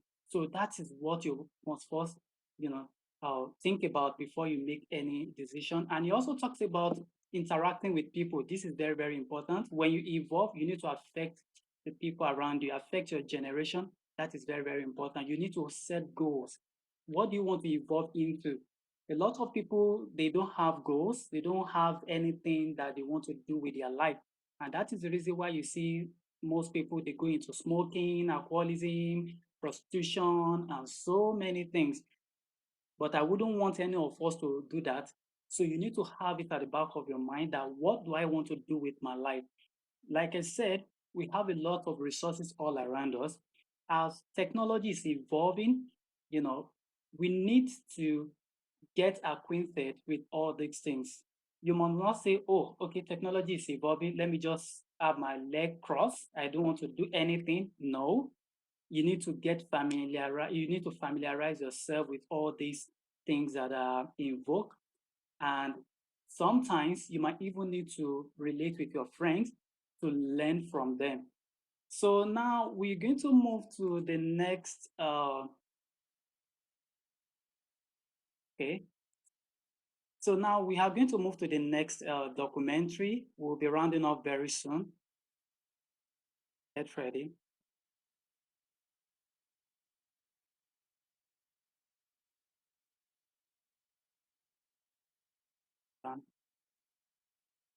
Okay. So now we've been talking about Metaverse. Metaverse.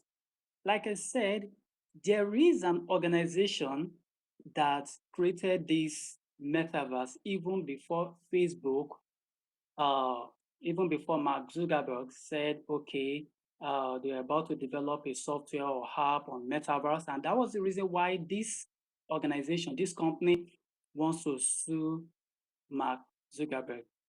Now, I stumbled on this site that is, okay, hold on.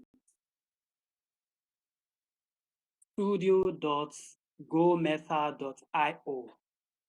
studio.gometa.io. With this site, you can create your own metaverse. How do you create your image? How do you create your virtual images? You can create your virtual images by visiting this site, www studio.gometa.io. If you're a teacher, if you're a lecturer, if you're a researcher, if you are a cartoonist, if you are into animation, I tell you this site is good for you. So once you go into this, then you download the app from Google Play Store or from any app store. You can create any image. Once you create the image, then the image will look virtual. It will give you 3D image. So, and I'm going to play the video.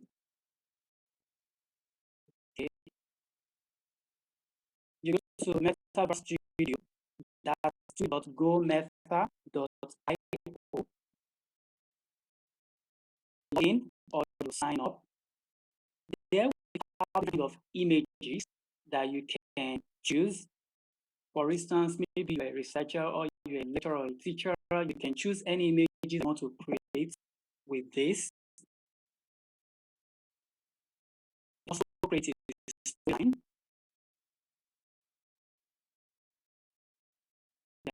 And at the end of the process, you have something like this. I need to fast forward from here. Okay, now this is what you're going to have. You're going to have a kind of 3D image. So that metaverse is going to work. Like time Facebook, finishes processing the whole thing.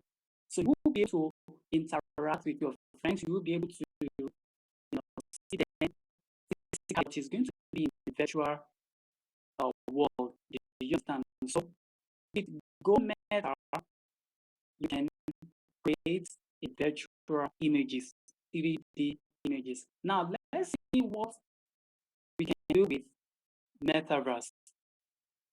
There are so many things that we can do with Metaverse. Like I said, the world is really developing and it has become a global village. Okay, so I'm going to play the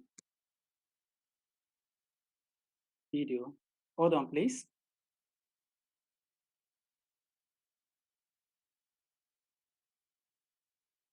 Just a minute.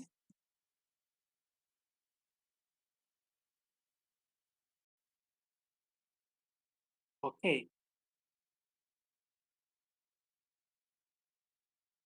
So now let's see what it's going to look like in an educational setting once we start to use Metaverse. None of us should be a caveman. None of us should be stone age man. You need to get acquainted, just like Dr. Ala said. I know that technology will evolve and it will surely pass away, but what is trendy in your generation, you should maximize it and use it to better your life. So now let's see what education is going to be like in Metaverse.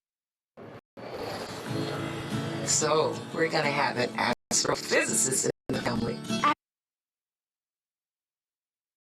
Actually, I have to write this. So we're going to have an astrophysicist in the family. Actually, I have to write this paper. Will you help me?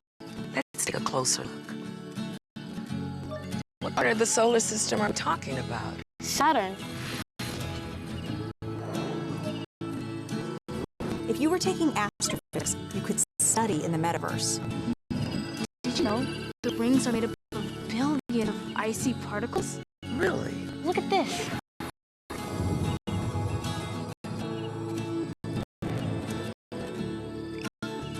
You ready to do that paper now, right? Yeah.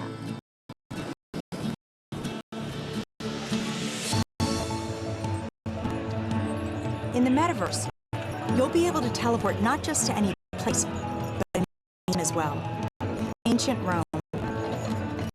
Imagine standing on the streets, listening to sounds, visiting the markets, to get a sense of the for 2,000 years ago. Imagine learning how the forum was built by actually seeing the forum get built right in front of you. What is going to happen? This metaverse is also applicable to education. You can also, as a lecturer, as a researcher, you can also, apply it to teach or to do one or two things that you want to do, or you want to use it for your presentation. But presently, like I said, you can visit the Metaverse studio, but we have Oculus Google, I mean, Oculus Google that we can use for virtual world. If you have the money, you can get it. Now, let's see what's going to happen at workplace when it comes to Metaverse. Hold on.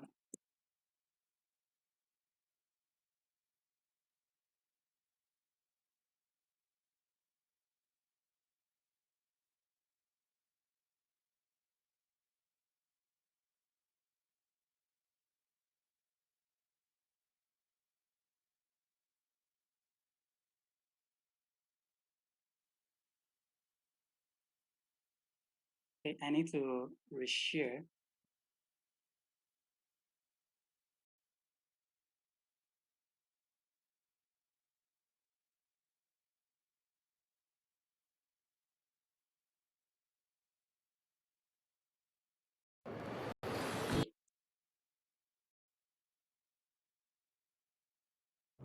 Last year and a half, a lot of us who work in offices have gone remote. And I think remote work is here to stay for a lot of people.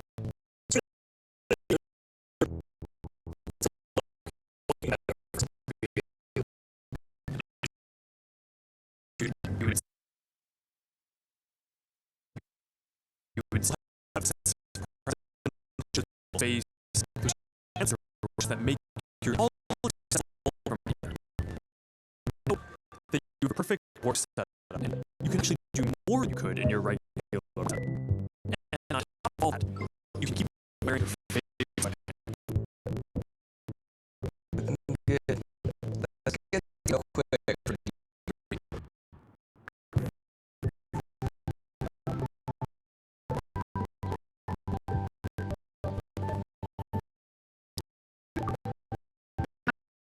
So what do you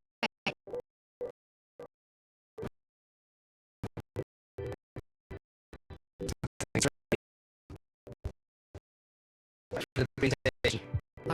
think? Good luck.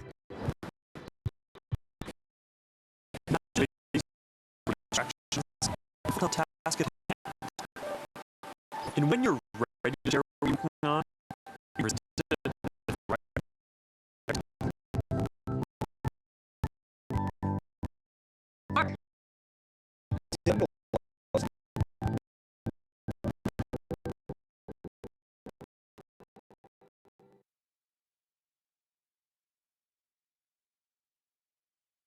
Okay, so that is what we're going to experience in the coming years. Like I said, it's not only Metaverse software, that is available. We have so many apps, we have so many softwares that can help us as an individual, as students, as researcher, and as a worker. So you have so many things that you can use to better your life. Remember where I started from, that your life is just like an egg, and in this egg, we have billions of cells. And this egg can evolve, is capable of evolving into a big chicken. So you need to protect your life. Whatever you do to your life is going to speak in the future. And you have to be very, very careful with the way you handle your life. So what are you evolving into? You need to make up your mind. Okay, I want to evolve into something good. I want to have a better character in my profession, in my career. I want to be the best. Okay, in the way I do things, I want to, be better. I want to be honest. Maybe you've been dishonest before. Or you can say, okay, the way I relate with people, I want to improve my relationship with people, with my parents, with people around me. So this is the time to evolve and become a better version of ourselves. Remember this egg, like I said, in this egg, we have the eyes, we have the nose, we have the mouth. When it's incubated, it it evolves into a big chicken, and that is how your life is. So once there is a crack on this egg, what happens? Then that will be the end. For instance, what can you do to this? Now, what can you do to this? This is a crack. There's nothing you can do about this. So that is the reason why you need to guide your life. That is the reason why you need to be very, very careful on the kind of decisions that you make in life, because this life is just one. Once the egg, that's your life, is cracked, there's nothing you can do about it. So I want to implore you, whatever you do, you need to have the big picture in mind. Okay, if I make the decision, if I do this, what will it result to? Will it shatter my life as this egg? What's going to happen? But before we round up, we are rounding up very soon. I wouldn't know if you have any questions, contribution. If you have question or contribution, you can just signify or just type it in the chat box if you have any question. If none, I think we need to round up now. Our time is far spent. We need to round up. So you need to be very, very careful with the way you live your life, because you have just one life. We've talked about technology, we've talked about human inventions, we've talked about so many things. In whatever you do, you need to think twice. And it won't be nice for me to round up this session without telling you that God is very, very important in our decision-making process. God can fix life, no matter how far you might have gone in your wrongdoings, in whatever you might be doing, in your, let's say you are into smoking, prostitution, whatever. God can fix your life. God can make your life a new, it can turn it around. It can make it a new once you give him a chance. So at this point, I would like to draw the curtain. So I wish you all the best. So thank you very much for attending this webinar. So, and God bless you. Bye-bye.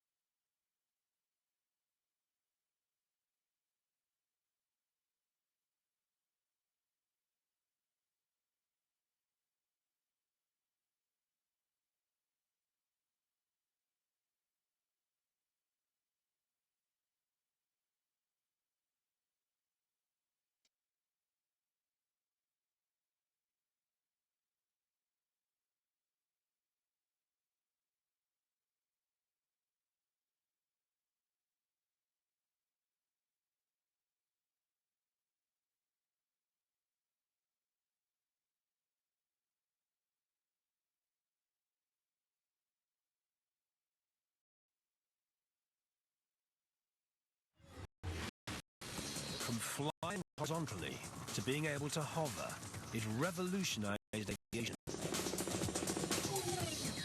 From duplicating by hand to creating hundreds in minutes, it changed how we copy. And from playing in the background to taking center stage, it rocked the music industry. All inventions of the 90s, a decade of challenge and hardship that inspired ideas like never before. The helicopter, walkie-talkie, and the electric guitar were all inventions that shook the world.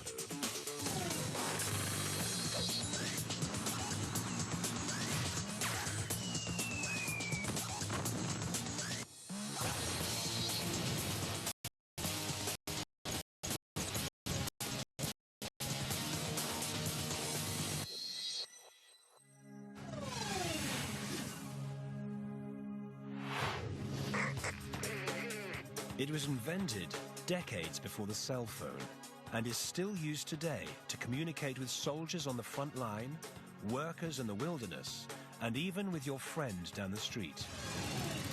Exactly as its inventor intended.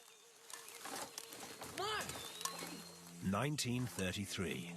A team of geologists tramped through a remote forest in northern British Columbia.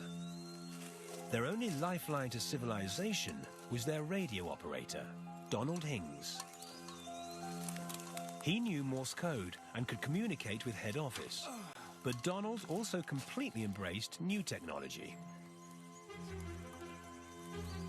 He was a scientist, an untrained scientist. He didn't have a formal education, but he thought like a scientist. He was always finding problems that perplexed him.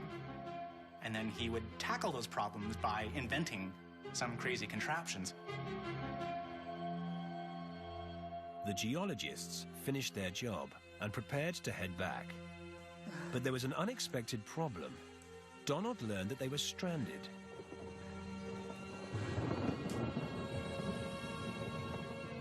Bad weather had grounded the plane that was supposed to collect them. So to get back to civilization, the team decided to hike through treacherous terrain. Having to trek out on foot illustrated very personally to him how remote these locations really were, how lost these guys were if they didn't have that umbilical cord back to home office. At home, Donald could not stop thinking about the experience. He wondered if it were possible to build a two-way radio anyone could use, without a middleman and without learning complicated codes. In the 1930s, it was much easier to send a radio message in Morse code than trying to radio the human voice. It's not enough just to tell that somebody is speaking or not speaking. You actually have to make out the sounds and the words. And so to do that required a lot more technology than a simple Morse code set.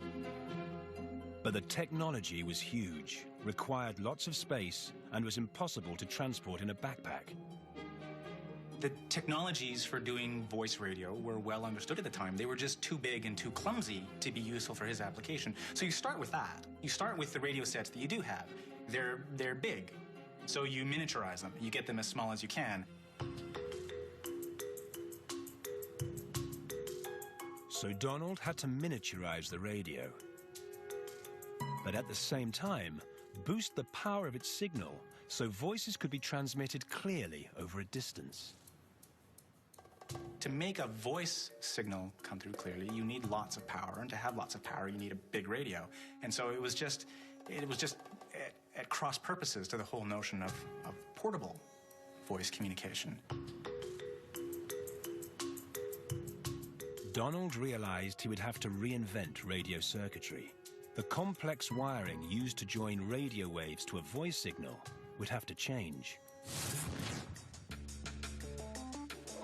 He also had to find a way to reduce the number of glass vacuum tubes that controlled the flow of electricity within the circuit. Through trial and error, he created one small vacuum tube that previously did the work of 4 tubes. This meant that the radio wave could go through the tube at the same time as the voice signal, creating a super boosted clear sound. Donald then began working on shrinking other components and experimented to find the right antennas and wavelengths.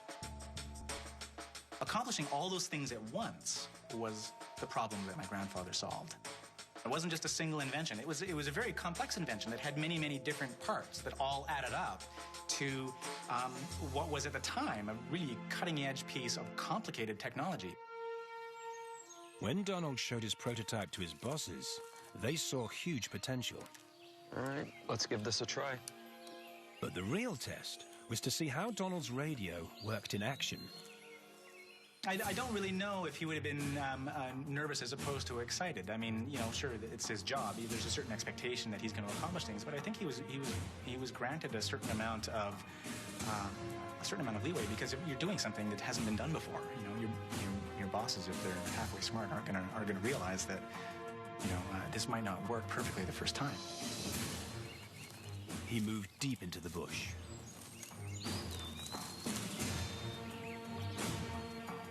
Testing. Testing. I hear you, Donald. I hear you loud and clear. Minimal static. Testing. Maximum clarity. Testing. I hear you, Donald. I hear you. He always had this kind of a skip and a clap, and he would say "yeah" when something he got it working just the way he wanted it to. I imagine that he probably gave a very big, loud, and excited one when he got his first radio sets working. Testing. Donald's invention meant he no longer had to work in the field, so he had more time to work on ideas back at base, where he made modifications to his two-way radio. It was capable of sending out a voice transmission that could be picked up by the next nearest radio camp, so that signals could be relayed all the way back to home office. During World War II, it was used with great success by the Canadian and British military. The device also got a new name. The walkie-talkie was named by journalists during the war when they saw some of the early radios that were being used, and it was like, so you can walk with it and you can talk with it. Quite obviously, a walkie-talkie. The walkie-talkie revolutionized military communication.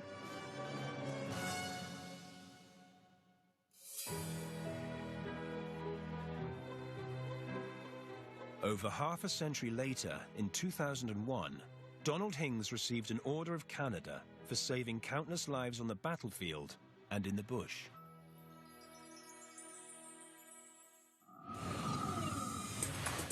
Other inventions of the 1930s. 1938, the beach ball. Fantastic fun at the circus and the ideal ball for the beach. 1936, the Phillips head screw, also called the crosshead. It created more torque and tighter fastenings. Perfect in power tools on the assembly line.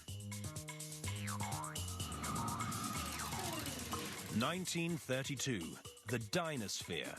Powered by gravity and billed as a breakthrough in spherical locomotion, people lined up to watch, but not to buy it.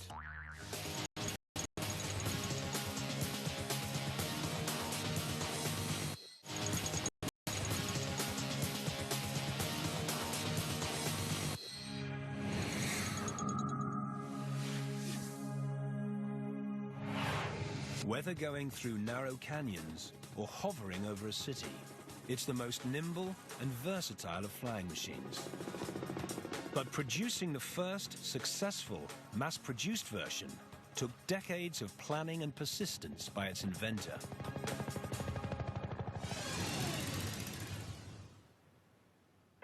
In 1931, Igor Sikorsky, an aircraft designer from Russia, had only been in the US for just over a decade, but he was already well known. He had just invented the largest commercial airliner of the era, the Sikorsky S-40, an amphibious plane that he proudly promoted as his flying boat.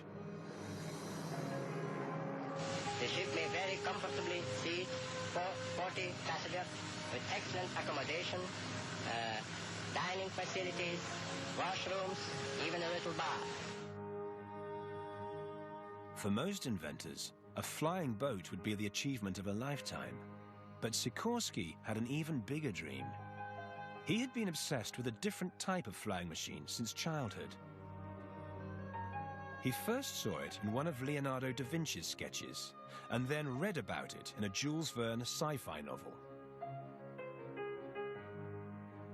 Jules Verne's book described the helicopter in uncanny detail, and primarily its capability of hovering, motionless in the air, dropping a line and saving people from sinking ships and all, I think was the inspiration that started that love affair between the helicopter and Igor Sikorsky. Sikorsky grew up to become Russia's leading aeronautics engineer, a genius at designing airplanes. He also tried to build a couple of helicopters, including this strange contraption in 1910. The first one was a total disaster. The second one could barely lift itself off the ground, but incapable of lifting the weight of a man. Sikorsky's 25 horsepower engine was not nearly powerful enough to overcome the force of gravity. My father then intuitively began to realize that the challenge of the helicopter was going to be even more difficult than that of a conventional fixed-wing aircraft. Sikorsky put his helicopter dreams on hold. He left Russia during the Bolshevik Revolution and emigrated to the US. Then, because of the success of his airplanes, he decided it was time to try to design the helicopter again. A lot had changed over the intervening period. Metals had become more lightweight. There had been breakthroughs in aerodynamics. Engines were more powerful, and other inventors had been trying to design and fly their own helicopters. But their designs were complicated, with multiple rotors, and nobody had yet worked out how to solve the huge problem of torque, where the motion of the spinning blades made the helicopter want to rotate in the opposite direction.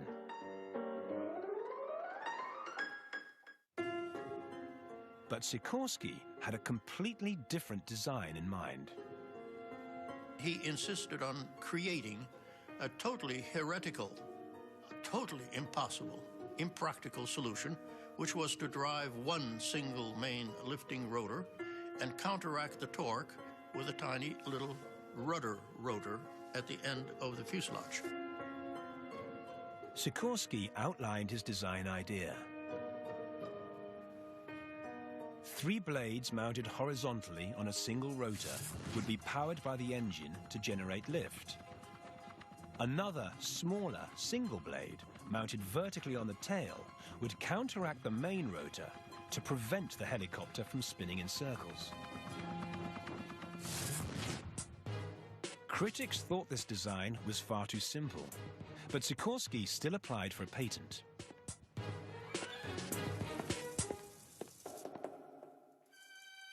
Because of the Depression in the US, the United Aircraft Corporation was forced to shut down the airplane division where Sikorsky worked. But he saw this as an opportunity and persuaded the company to give him a small budget to continue work on his helicopter idea. The winning argument was when Igor Sikorsky paused for a second and said, "I am convinced that the helicopter will prove to be a unique instrument for the saving of human lives." In the spring of 1939, Sikorsky built a flight training device to develop and fine-tune the helicopter's control system. Later in the year, he built a movable test stand powered by a motorcycle engine to test his rotor blades, which led to a crucial breakthrough. Sikorsky discovered that he could control the helicopter's movement better when the rotor blades were attached to a device called a swash plate.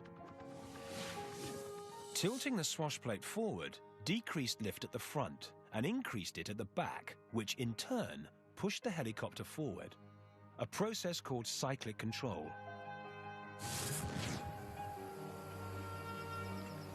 In September 1939, Sikorsky had finally completed a helicopter prototype, the VS-300, a simple framework of welded steel tubing. Very good. Very good, gentlemen. With an open framework, you could change anything. Quite literally, with overnight, you could take one hacksaw to take off some part you didn't like, and a small welding torch to weld it on to a different part of the helicopter. The VS-300 had 3 blades in the main rotor and a single blade as the tail rotor. Both were powered by a 75 horsepower engine. Sikorsky prepared to take his first vertical test flight, wearing a fedora hat which he called his crash helmet. Making this invention fly was Sikorsky's riskiest experiment. He was teaching himself how to fly this very capricious, unstable machine at the same time that he was conducting his first flight tests. Sikorsky was bold, but not a fool. For this first test, the helicopter was tethered to the ground with heavy ropes. It was fortunate too, because when the prototype took off, it was very unstable in the air, bouncing and tilting erratically.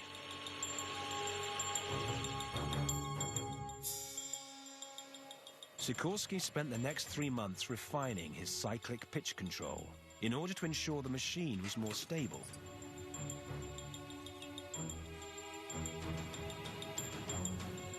We are ready to go. But in December 1939, he suffered a big setback. With another test pilot at the controls, the modified prototype was caught in a gust of wind. The machine rolled over and its rotor blades smashed into the ground.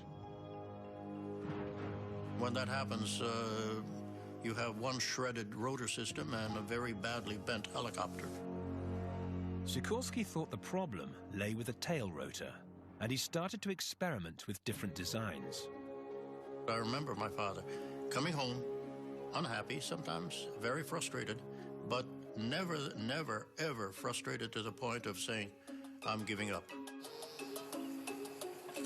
He tried a variety of configurations for the tail of his prototype, but eventually he returned to his original idea of a single vertical tail rotor. The key, he realized, was to position it so that it was not compromised by the wash from the main rotor. 2 years after the first test flight, Sikorsky believed he had finally solved the problem. During this test, he'd attempt flight with no tethers and full control in all directions.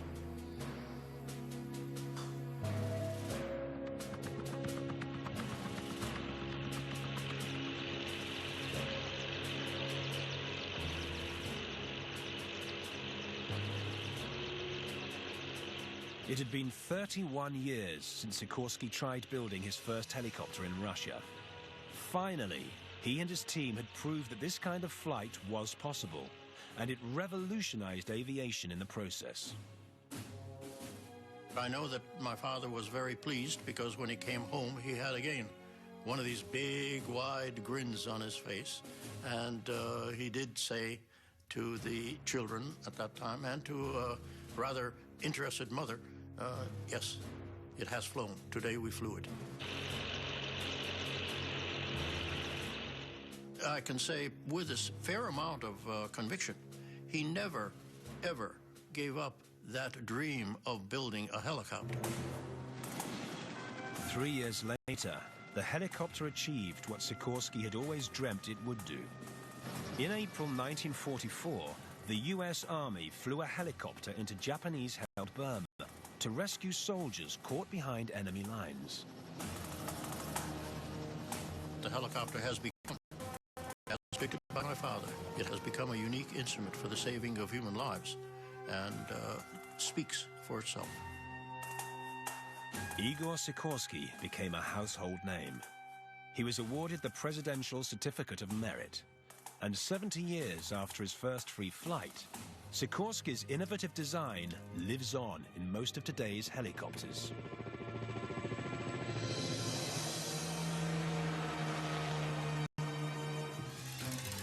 Also invented in the 1930s. 1936, the air-conditioned suit. Bellows under the foot pumped cooling air all the way up to the hat. But the idea proved to be just hot air.